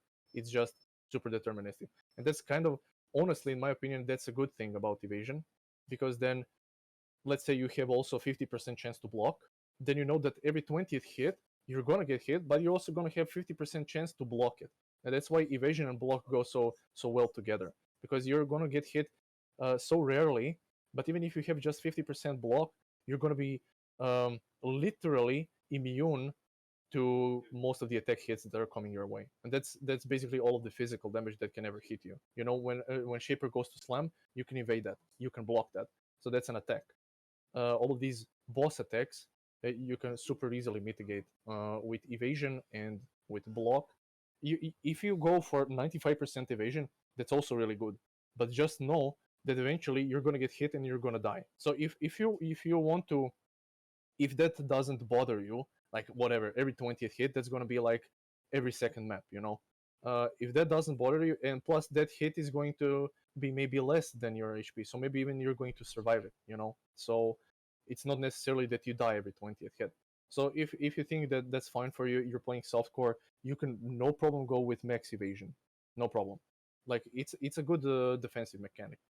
Alternatively, if you want more consistency, then yes, we're going to go, as you said, for iron reflexes, because we have all of this evasion here. We're just going to convert it into armor, and then all of the hits that hit us, we're just going to mitigate it by reducing physical damage. How early do you think it is feasible? Would you start and look for ES armor hybrid like items, or like during leveling you'd care more about the links, obviously, but then if you pick up iron reflexes early on, then you can pick up armor items, armor and evasion items, and evasion items. So you can you will theoretically get defensives from all of them, right? Yes, precisely. But if you go for iron reflexes, then I mean, basically, when you're going this route, evasion route, converting into armor route, you generally don't want to get armor items. You either go hybrid or evasion items. The reason for this is spell suppression. So we mustn't forget about reducing damage from spells. That's the other thing. Armor items, on the other hand, cannot roll spell suppression. So that's something you need to consider when doing this. So when we're converting into armor, okay, we're going to have pure armor, but we're going to be getting it either from hybrid armors or pure evasion armor. Okay? Because we want to get the spell suppression on each individual item. You can basically cap your spell suppression from items, although in the patch notes, we can search, I have it prepared here. We can go spell suppression. Problem spell suppression is intended to be mostly accessible to characters on the right side of the passive skill tree, but people could get maximum spell suppression just by using the item. So what they did is they nerfed every single item modifier for spell suppression in the game. So on rare items, spell suppression is going to be weaker than before. So that makes our Ascendancy choice here even more attractive. This 40% spell suppression could supplement that loss, but they did say they're going to pull a little bit more spell suppression into the passive node trees, passive nodes on the tree. So you see spell suppressions here. I think when I was looking at it, it was something like 25% chance increased, right? So instead of saying here 4% chance to suppress spell damage is going to be 5%, right? Instead of this 10%, it's going to be something like 12% chance to That suppress sounds spell like damage. amazing value, actually. Yeah, And there yeah. is another And wheel up that is also really, really good. yes, and we're actually going to go for it because we said we're probably going to go for crit chance. So we can just pick up these hard seeker nodes for crit chance, critical strike, then we can go for these spell suppression nodes as well. Now we're at level 93. Now we're kind of at our limit, okay? So now that we're at our limit, we want to start optimizing the tree, right? So we know that we're going to go for spell suppression. We can actually look for a little bit more spell suppression. You can go a little bit over it. I usually tend to go to like something 105 points on the tree, and then I start cutting the stuff that's that needs to be cut, right? So let's just look for a spell. I can't spell suppression for the life of me. Okay, nice. So there's this one node that gives you actually life, evasion, and spell suppression. So this is huge. I'm gonna take this one. There's also some of these spell suppression nodes, but this one is kind of iffy. This is just movement speed and spell suppression, so we're just not gonna take that. And we're just gonna leave it like this for now. So this is how much spell suppression. That's 49% chance. If my assumption is correct that it was an increase of something like 25% chance, this is going to go to up to something like, let's say, 60%. Let's just do it a little bit less, just in case. So just because of our tree, we're going to have 60% chance spell suppression, but we need to hit 100% spell suppression because we're not going to have any other realistic form of reducing the elemental damage taken, right? So this is going to be, by the way, most of the elemental damage is coming from spells. So you can just usually coincide spell damage with elemental damage. There are a few exceptions. There are a couple of boss attacks that do hybrid damage and stuff like that, but your resistances are going to cover that most of the time. So because it's only going to be something like half, if you have good physical damage reduction, or let's say you're evading the whole attack, then you're not gonna have to worry about it at all. Follow-up question in regards to, I'm looking at the Avatar of Slaughter Ascendancy point, and we get 10% increased evasion rating per frenzy charge. Do we get anything from that if we convert all of it to armor? I guess not, right? Oh, you mean the evasion rating per frenzy charge, Yeah. right? Yeah, you get all of it as armor. Oh, great, great. Yeah, no worries at all. So we can just click on the iron reflexes here, and you're gonna see that it basically translates into armor, more or less.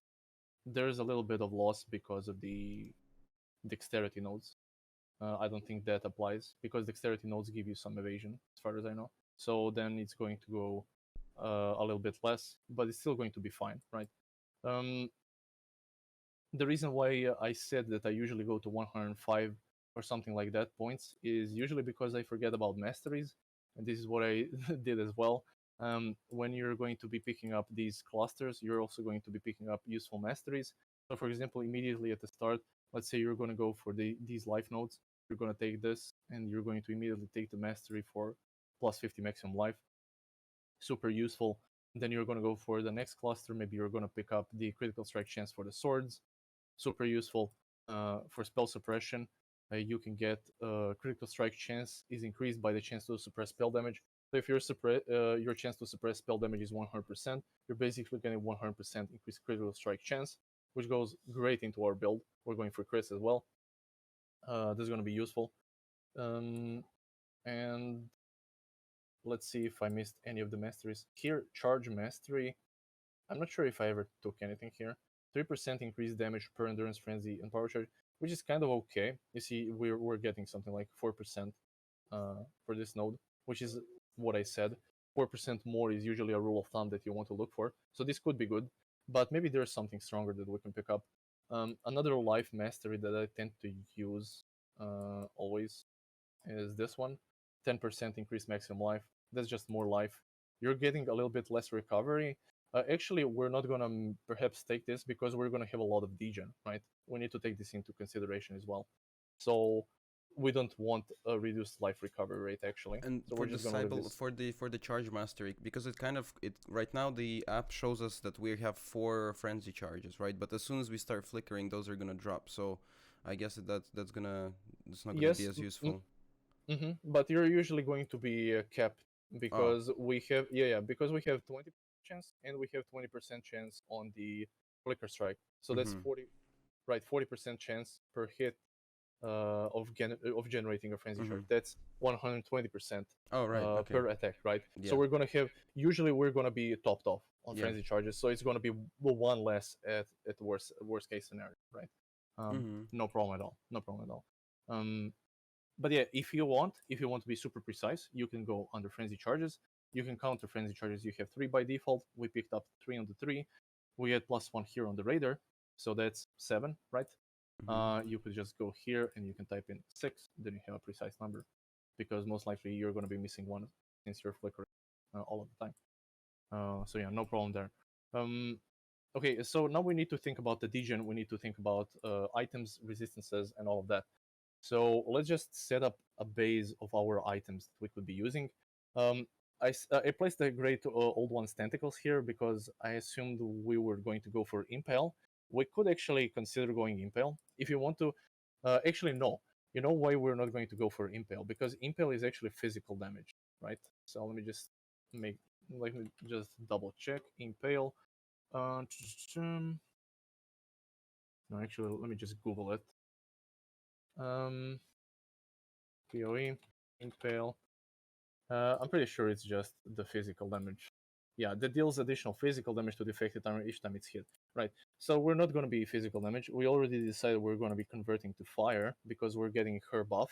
That gives us a huge amount of fire damage. So we're just going to convert all of our rest of the damage into fire as well.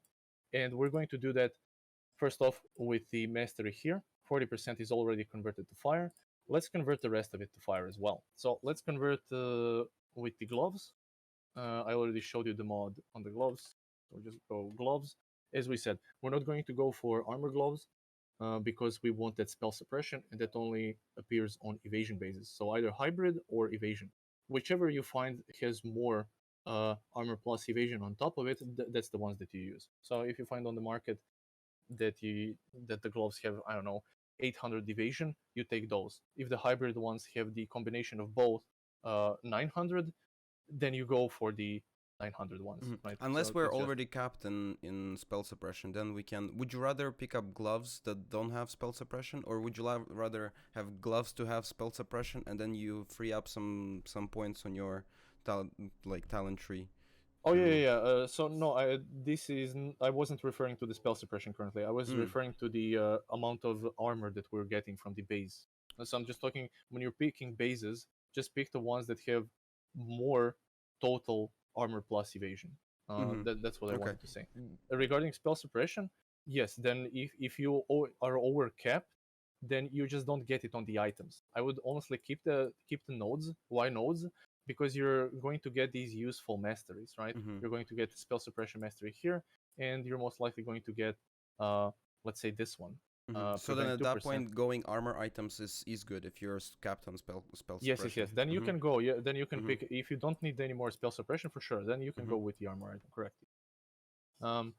Of course, we're just looking for life on the gloves, evasion rating, let's say, and of course spell suppression, which is going to get nerfed.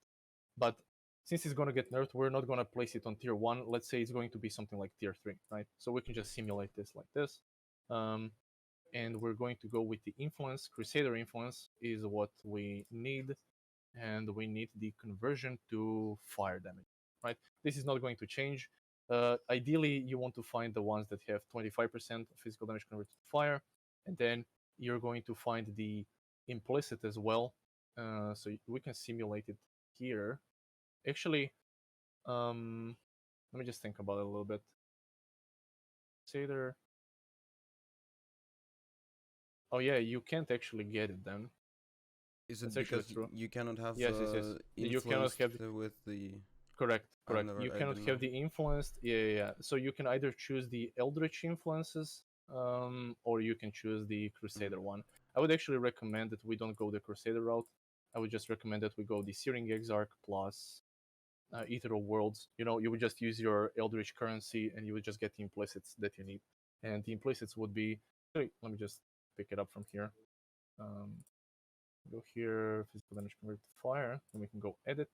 I'm just going to copy this line because I can't for the life of me remember it and place it inside as an edit. And that implicit is specific to gloves, and the Yes, mod this one for is influence specific. is also Yes. specific to gloves. Okay.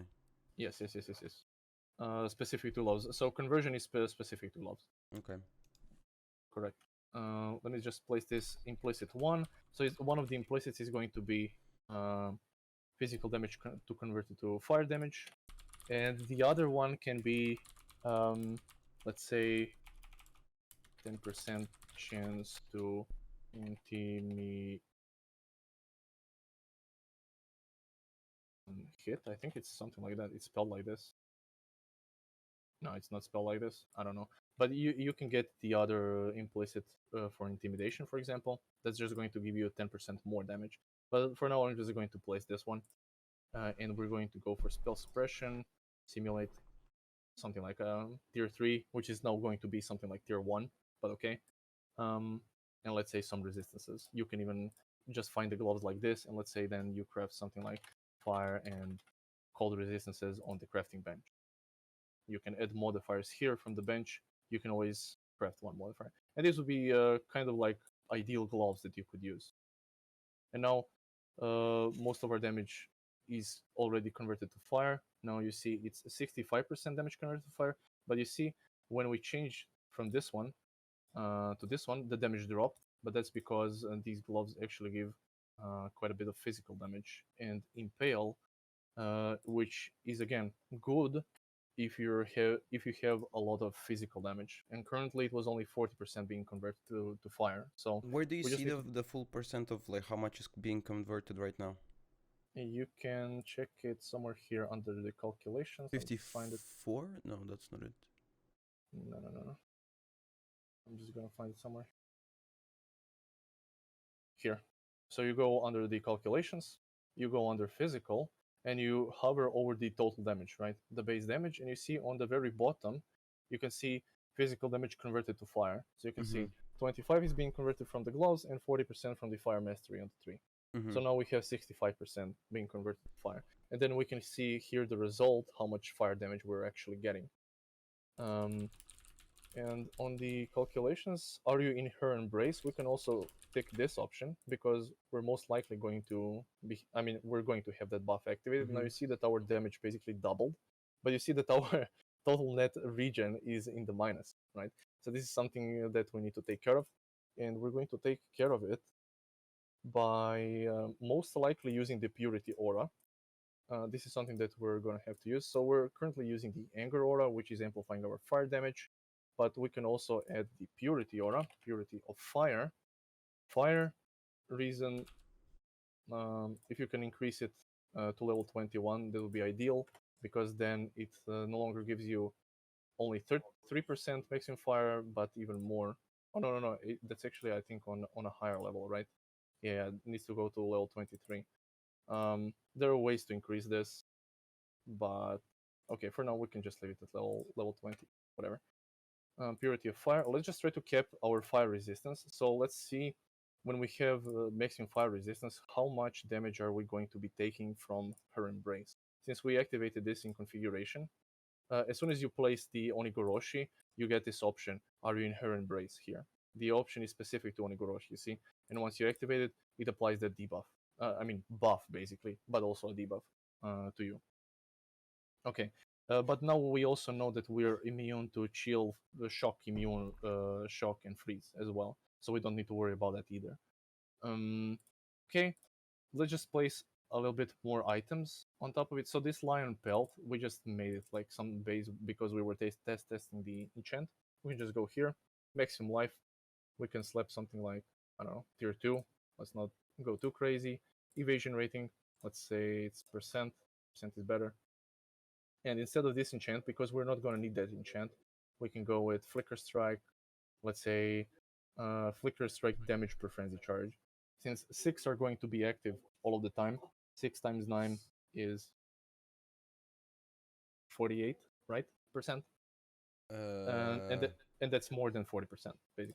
So we can go with this enchant. Is my math right? Wait, I'm blank. Oh no, it's not. It's not. It's 56, right? Yeah. Math is hard. No, but 54, 54, no?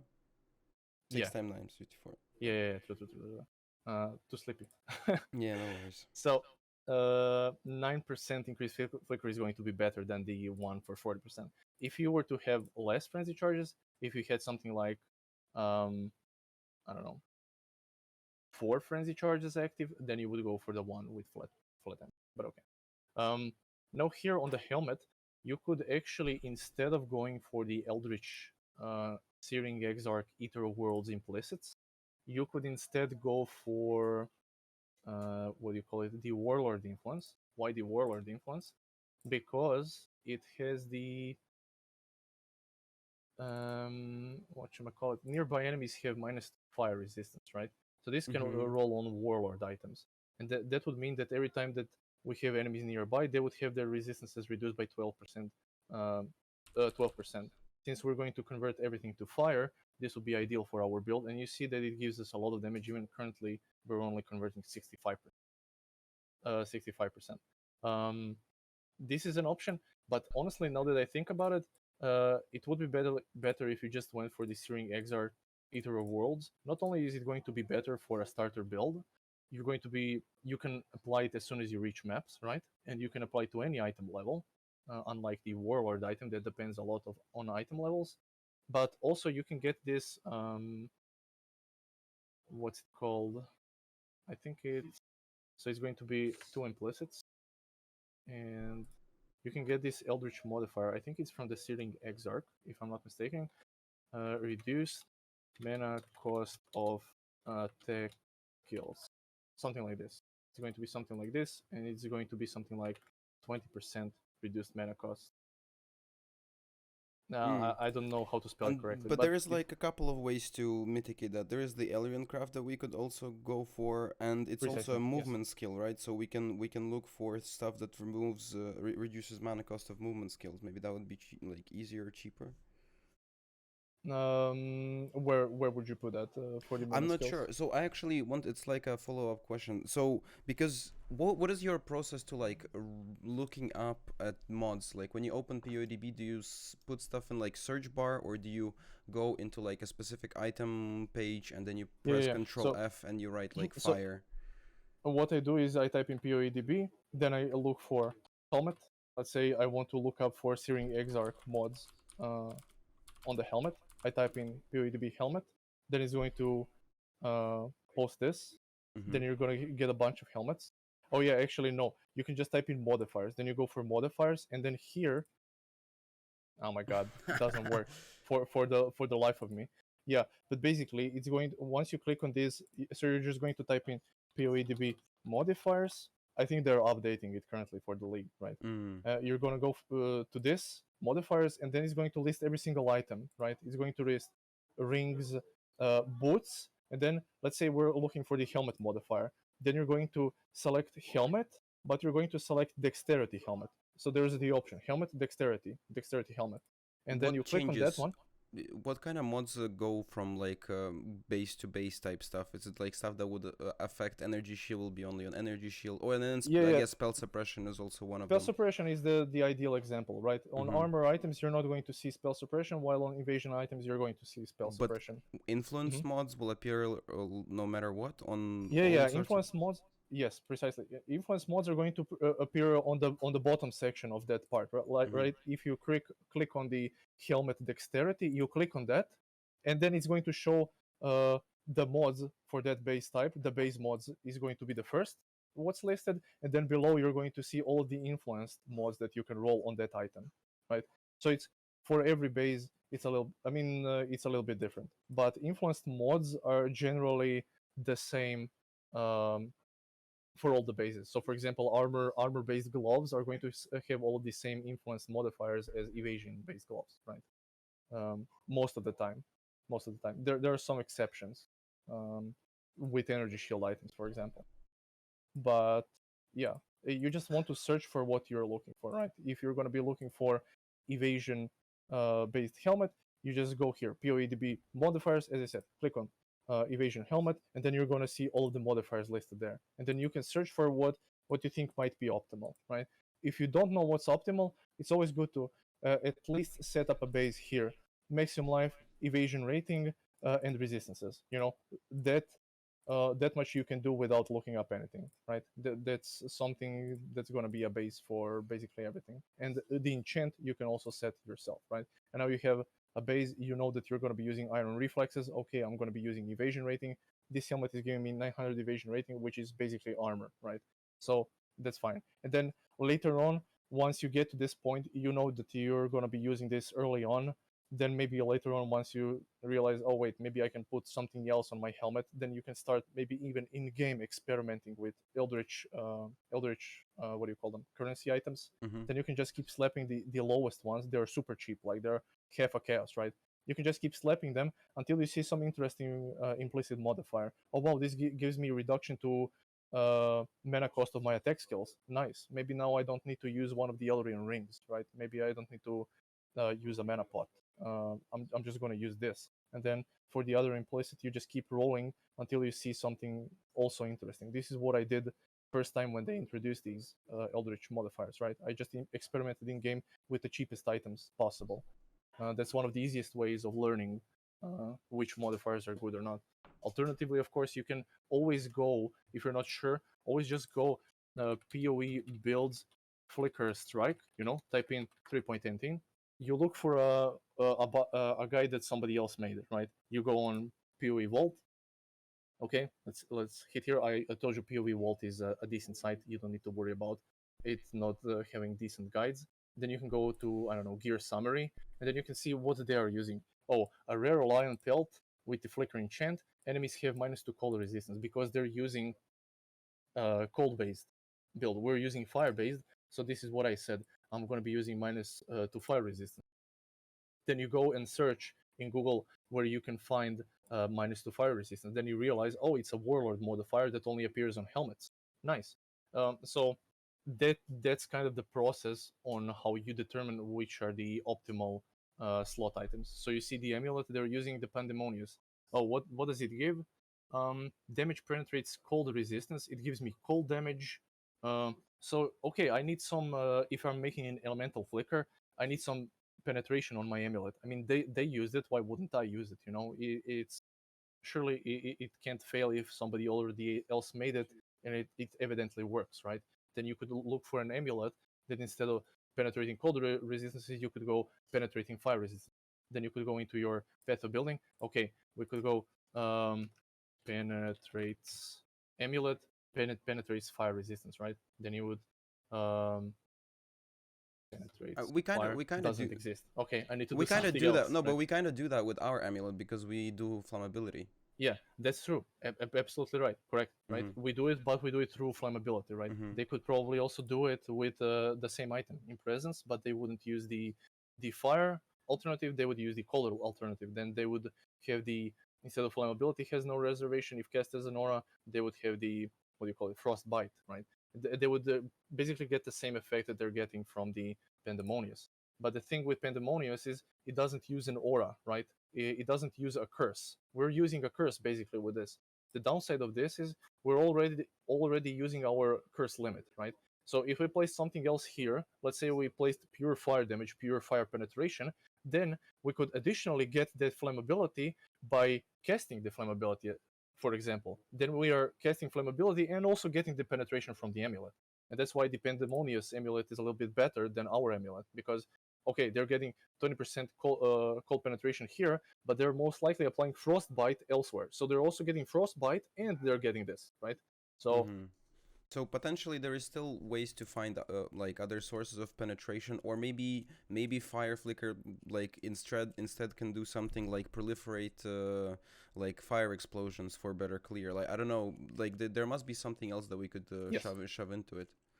What we can do, for example, what you suggested is you could go I mean, we have the flammability. Okay, we used up our curse slot, but maybe that's nice. Then maybe we can place something else on our rings. Maybe we can use opal rings that have huge amounts of fire damage.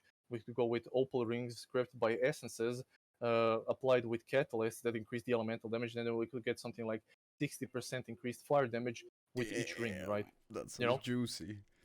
I mean, yeah, but you know, but then you don't need to worry about casting flammability on your rings, right? Then you have more room for something else. You know, every time you make an item, there's a downside and an upside. If we're getting our curse from the amulet, then we don't need to worry about placing it on the ring. Yeah, the opportunity cost. That's kind of like a hidden mechanic of PoE. So there's always an opportunity cost for everything you do. Yeah. For example, you see this point on the tree. It's called diamond skin, right? 2 points here. So you take 1 point, 2 point. Let's say you're going through here, you take these 2 points. This is 20% to all elemental resistance. That's like getting 60% fire resistance, 60% cold resistance, 60% lightning resistance, just with 2 points, right? 2 points. This means that you basically don't need to get any form of resistances on one whole item. That one whole item on your gear can go into pure damage. So you can maybe dedicate your gloves with increased attack speed, physical damage, all of the other implicits, influences, whatever you can find, just to make that item deal just pure damage, because you took care of the resistances just by taking these 2 points, right? So precisely what you said, opportunity cost is like a huge thing in Path of Exile, and honestly it's kind of underrated, especially these 2 points. But okay, I digress. So what we wanted to do here is, you asked for something, maybe we could proliferate something, like we could do splash damage with our flicker, maybe we could spread fire, ignite, or something like that, right? What we can do, we can place Herald of Ash, for example. Herald of Ash, what it does, depending on your overkill damage, you're burning everything around, right? And this really goes hand in hand when you're amplifying your fire damage through your tree, to your attacks, and whatnot, right? And once you basically finish all of your conversions, once you get all of your conversion up to 100%, then you need to again review your whole tree, because we were making the whole tree before we converted everything. Then we can again do the show node power, etc., and then do a little bit of reshuffling of the nodes on the tree, so that we can get that optimal DPS that's focused on the fire damage, right? Instead of focusing on the initial one that we started off with. So it's interesting how we've already like pretty much have almost 3 versions of the same build that we can like prioritize different mechanics. Like first the complete conversion, then there is the problem with frenzy charge generation and how Farrell's Fur can do that, and when you probably combine that with 100% conversion, and that's like completely different levels of investment. But now I guess I can focus on like what to prioritize when. And you I guess the getting to 100% fire conversion would be like the most build enabling thing for this. It's like the most important mechanic, right? Yeah. This is definitely something that is going to be the priority with this build, because again, we're using the flammability, we're using the buff from the Onigoroshi that's giving us a lot of fire damage, and since we want to abuse all of these mechanics. We want to get that buff to a higher level as possible. We want to use that fire damage, then we're just going to focus on getting the fire damage on the tree as well. But okay, we haven't still considered how we're going to get the last 40% of actually 35% of our fire damage. And the easiest way to do this is, I know it's going to be a little bit not starter friendly, but the easiest way to do it is, of course, the Watcher's Eye, which is actually quite cheap. This one, if you're using Anger, you have the physical converted to fire, and you see now it gives me physical damage converted to fire 33%. We can just get it. Where is it? To 35%, and now we have 100% conversion, right? That would be the easiest way of doing it, and that's most likely how I would do it, because there's not that many ways that you can actually convert it unless the skill itself has the fire conversion inbuilt as well. The alternative to this could be using a weapon that has something like this converted. You could actually type in here into all of the items. So let's see the wording on that. What does it say? Physical damage converted to fire damage. So we could type this in. Physical.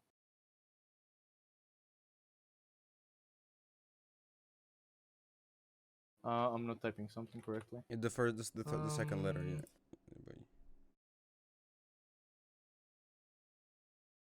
Physical converted. What am I mistyping? Physical damage Physical damage converted to fire. Yes, sir. Nice. And then we can see all of the items that could help us with this. So we could check through all of these unique items, and you see mostly it's going to be quivers, shields, which we can't use, staff we cannot use, sword. The goddess scorned. What is this? Is this the update upgraded to the goddess scorned? The goddess scorned theory. Okay, let's see.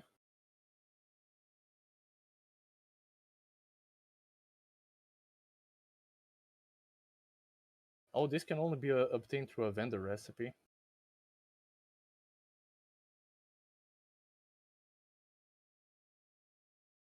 Okay, let me just check this.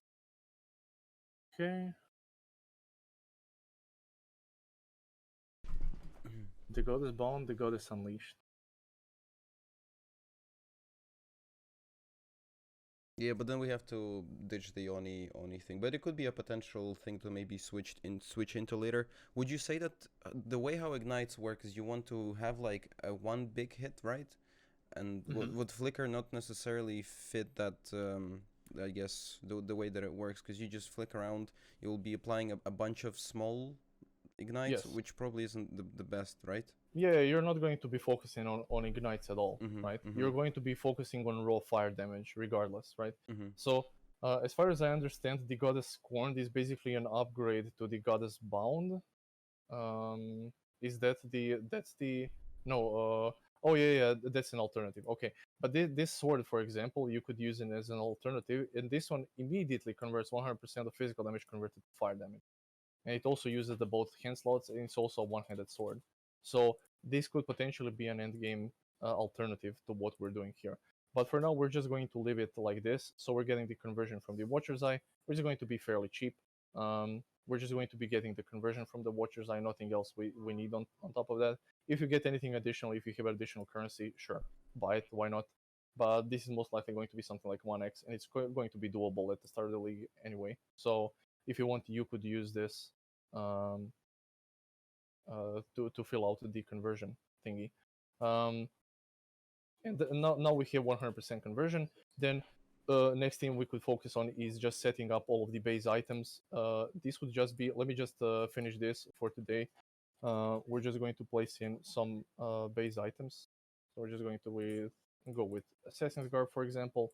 I would also go most likely with Searing Exarch and Eater of Worlds implicits. Reason for this is that you can get in the implicits, you can get maximum resistances.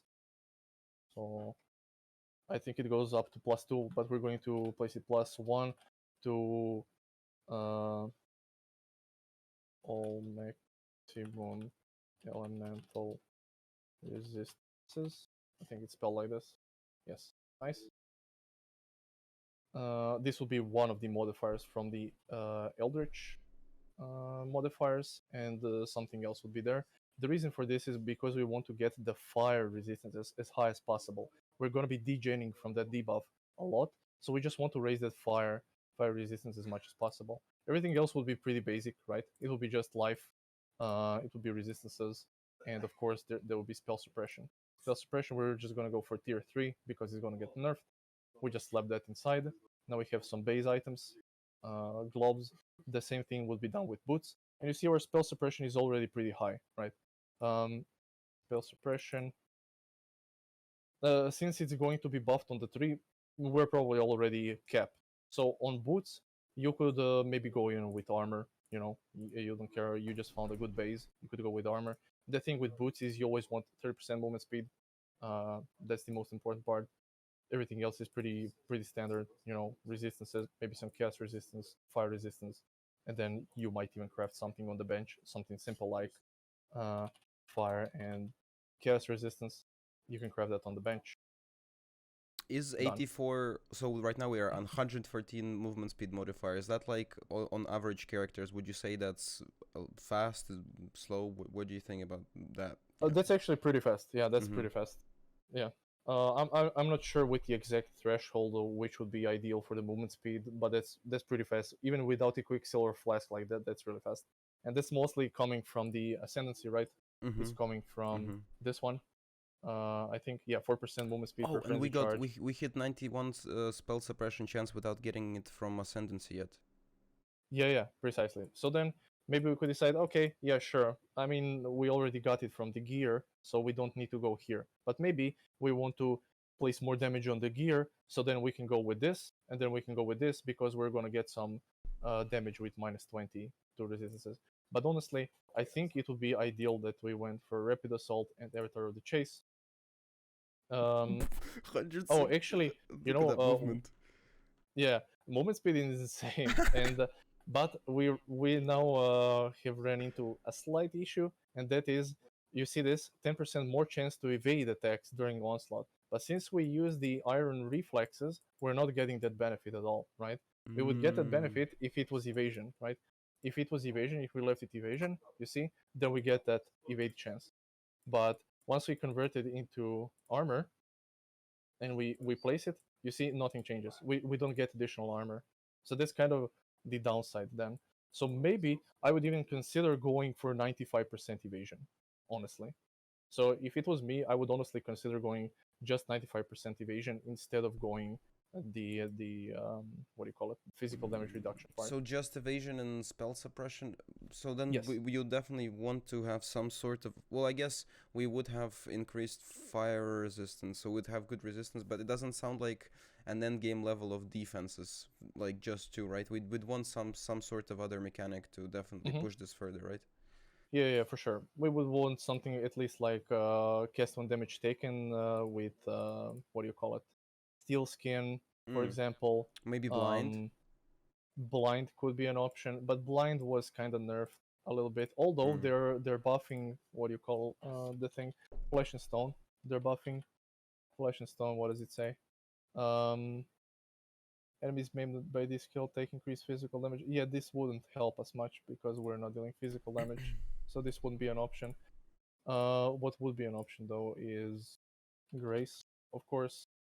Let's just place Grace. Remove this.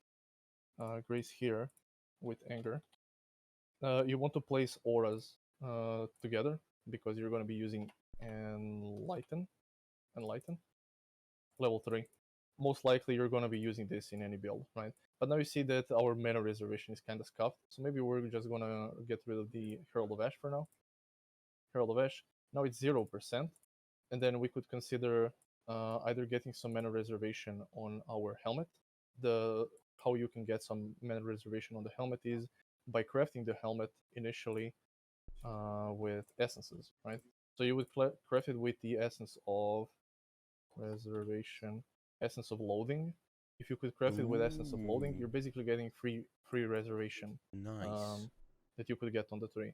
So you could craft a decent helmet like this. Like this is just super simple, right? This is a super simple helmet. You would craft it with this essence. You would eventually hit some life, evasion, and some resistance, right? This is easily crafted, no problem at all. Meta Reservation Efficiency is a suffix though, so it kind of interrupts your spell suppression gathering. That's kind of the downside. But then maybe if you filled your suffixes, you could craft on your bench, let's say some evasion rating, some flat evasion rating. You could craft something like this, and this would be a decent helmet So that you would could you have. say that going Iron Reflexes would be good for like early game, and then mid game you switched into full evasion once you're Yes, maybe that would be getting close to that could be a good suppression one. cap? Mm-hmm. Yeah, for sure, definitely. Mm-hmm. That would be. I mean, suppression is not. You don't care regarding spell suppression whether you have iron reflexes or not, right? Because Mm-hmm. spell suppression is only interacts with life basically, and you're not evading spells. You cannot evade spells. This is evasion chance is only for attacks. So spell suppression is basically going to be once you get 100%, it doesn't matter if you have iron reflexes or not. Um, it doesn't coincide with it, right? Um, but yeah, and that's basically the start of what you would make your build. Okay, we kind of ran out of time here. Okay, Yeah, for sure. I'm just gonna stop here. We're going to finish this in the second workshop. We're gonna go wear flasks. We're gonna go finish with the rings, with the belts, with the jewels. I'm gonna see if there's an alternative to getting that conversion up and running to 100%, or maybe even we're going to spec out of that conversion. Maybe go pure physical damage, and then we're just gonna get that additional buff from her embrace, because her embrace just scales off of your physical damage anyway.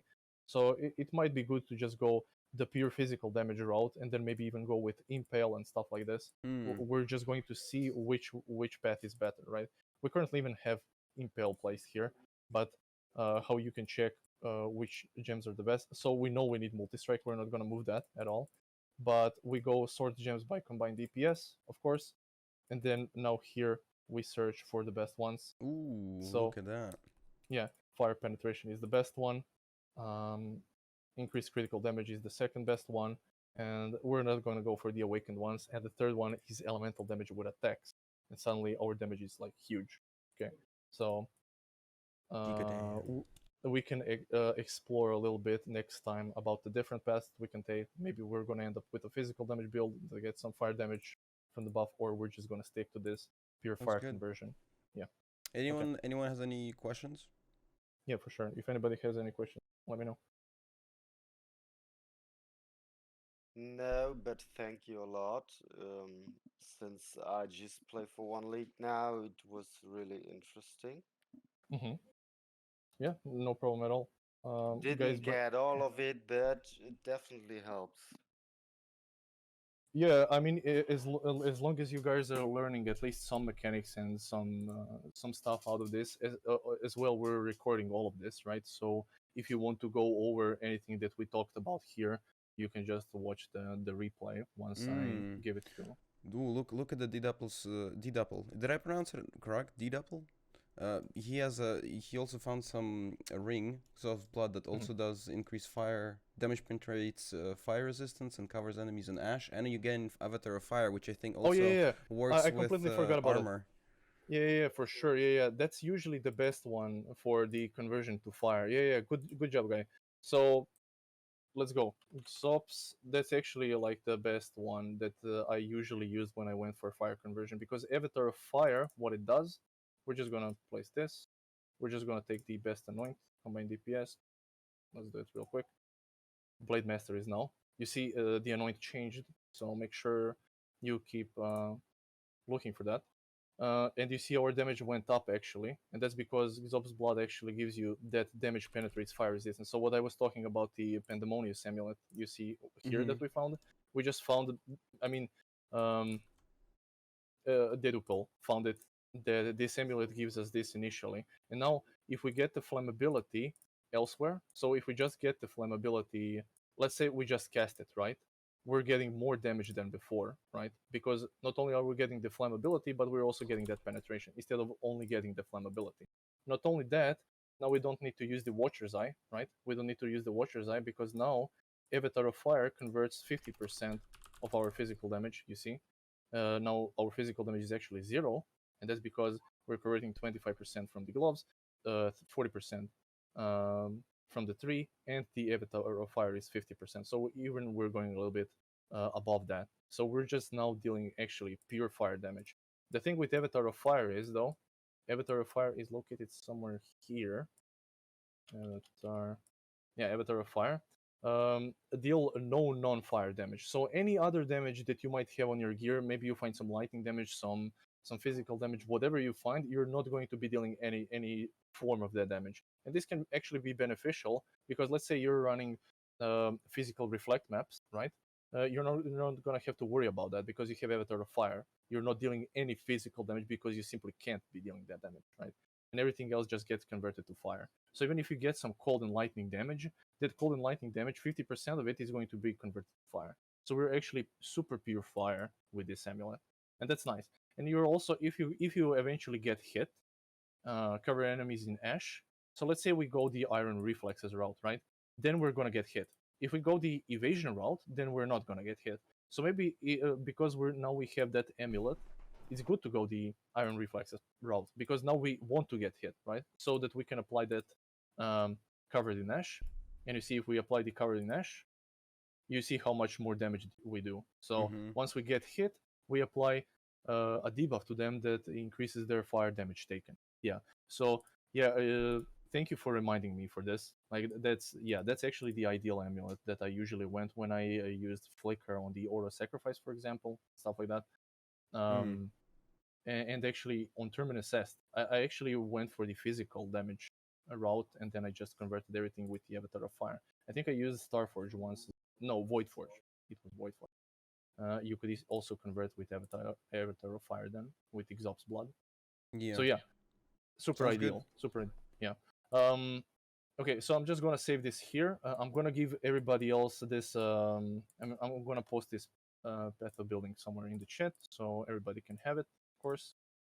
Thank you. There you go, guys. What we did for now. I'm just gonna type current progress.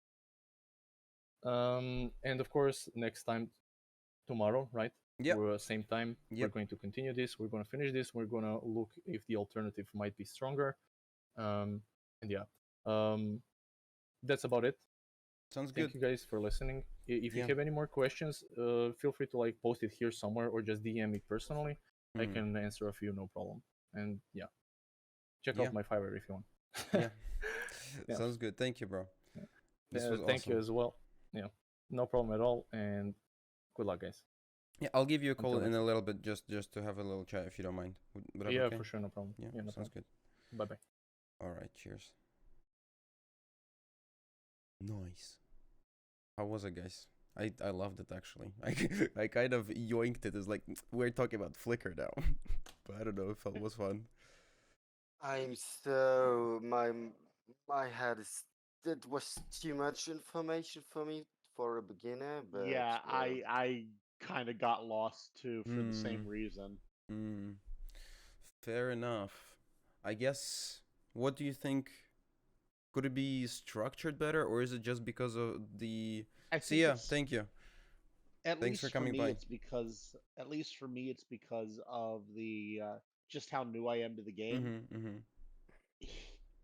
Doing what he did, I couldn't do. Does that make sense? In terms of like using the software, or no, just knowing what to look for. Oh yeah. The thing is that to learn about the charges, right? What they exactly do. I wasn't there in the start of the stream, so I didn't understand the combination between flicker and frenzy charges. Yeah, so it Me consumes either. I actually had to go hit. I was there at the beginning, and I had to actually go look up. Why is he talking about frenzy charges? I didn't even know. Okay. So I mean, it's not that he had a lot of information in his head Mm-hmm. that he mentioned, but it wasn't clear why it was relevant to Mm-hmm. me. Mm-hmm. Fair enough. So Yeah. So, I mean, Googling, I can figure out why it's relevant, but coming in, just I wouldn't have known. I wouldn't have even known to go look for that if Mm-hmm. I had been trying to build a build on my own. Mm-hmm. Yeah, that's fair enough. I guess some mechanics are much more important to really stress to make sure that people understand. But you guys also should not be afraid to like ask probing questions if there is something you don't understand. These are interactive sessions, and like I yes, don't want to be the only one asking shit. But like the thing was that I thought most of the people in there have already clear thinking. Oh, do you know what all this stuff does? yeah, it doesn't matter, bro. This is here for you that comes and doesn't know to get to ask questions and get them Okay, answered. yeah, it was also I came a little bit too late, so I That's didn't want absolutely fine. to do ask questions that might have been asked That's before fair. or, That's fair. or That's fair. stuff. Yeah, I, but I Uh, just didn't want to sort of derail a sec because I kind of felt like I derailed mhm. yesterday's by asking a lot of It's questions. not So I didn't derailing. want to do that today. When you have a class, there is no such thing as derailing. It's like do you know like in high school people don't like derail the class from things by like asking questions. It's that there is no stupid questions. There are no bad times to ask questions. This is exactly the purpose of the session. So don't worry about it. okay, yeah, it's also I I just played like two builds, right? Mhm. I'm not really familiar with. I watched some stuff on YouTube and thing, but I don't really have a feeling what Flicker does, how Mhm. it interacts and stuff like this. Yeah, there is a lot of like because there is a lot of skill, so there is a lot Yes. you don't know. But every little bit that you do see, I feel like the most important parts that we saw in this workshop is how he uses the software, how he uses the search bar, and how he uses the Yes, that wiki. I was think that's huge. the most important part because That that's the was big yeah helpful. yeah Yeah. that's the main thing that will improve your experience in this game by like sevenfold. And the earlier you get a hang of that, the more progress you will make in a like shorter amount of time for sure. What would help me a lot is when you kill Kitava second time, so you come from the acts to like mapping or whatever you like to do then. Um, the comparison between dealing damage or look for damage items and tankiness. Um, I used to die super a lot of times, even if I kept my resistances, I have like 5k plus life or energy Mm-hmm. shield. So you kind of fall because you don't have like ailment Immunity. immunity and stuff Mm-hmm. like this. So it feels to me like I almost like die every time after I finish acts. Yeah.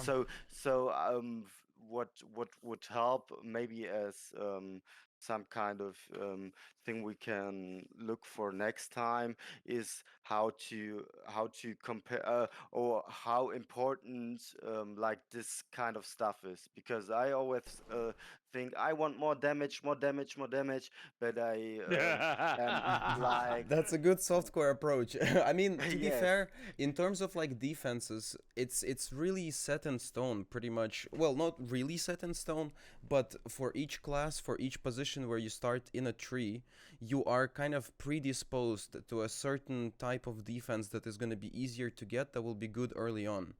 So yes, if you're like bottom right, it's evasion armor. Then there is more armor. There is more resistances. Then there is I think there is what the energy shield and an energy shield and evasion. So you kind of focus on those first, and then you find like different special defensive mechanics like iron reflexes.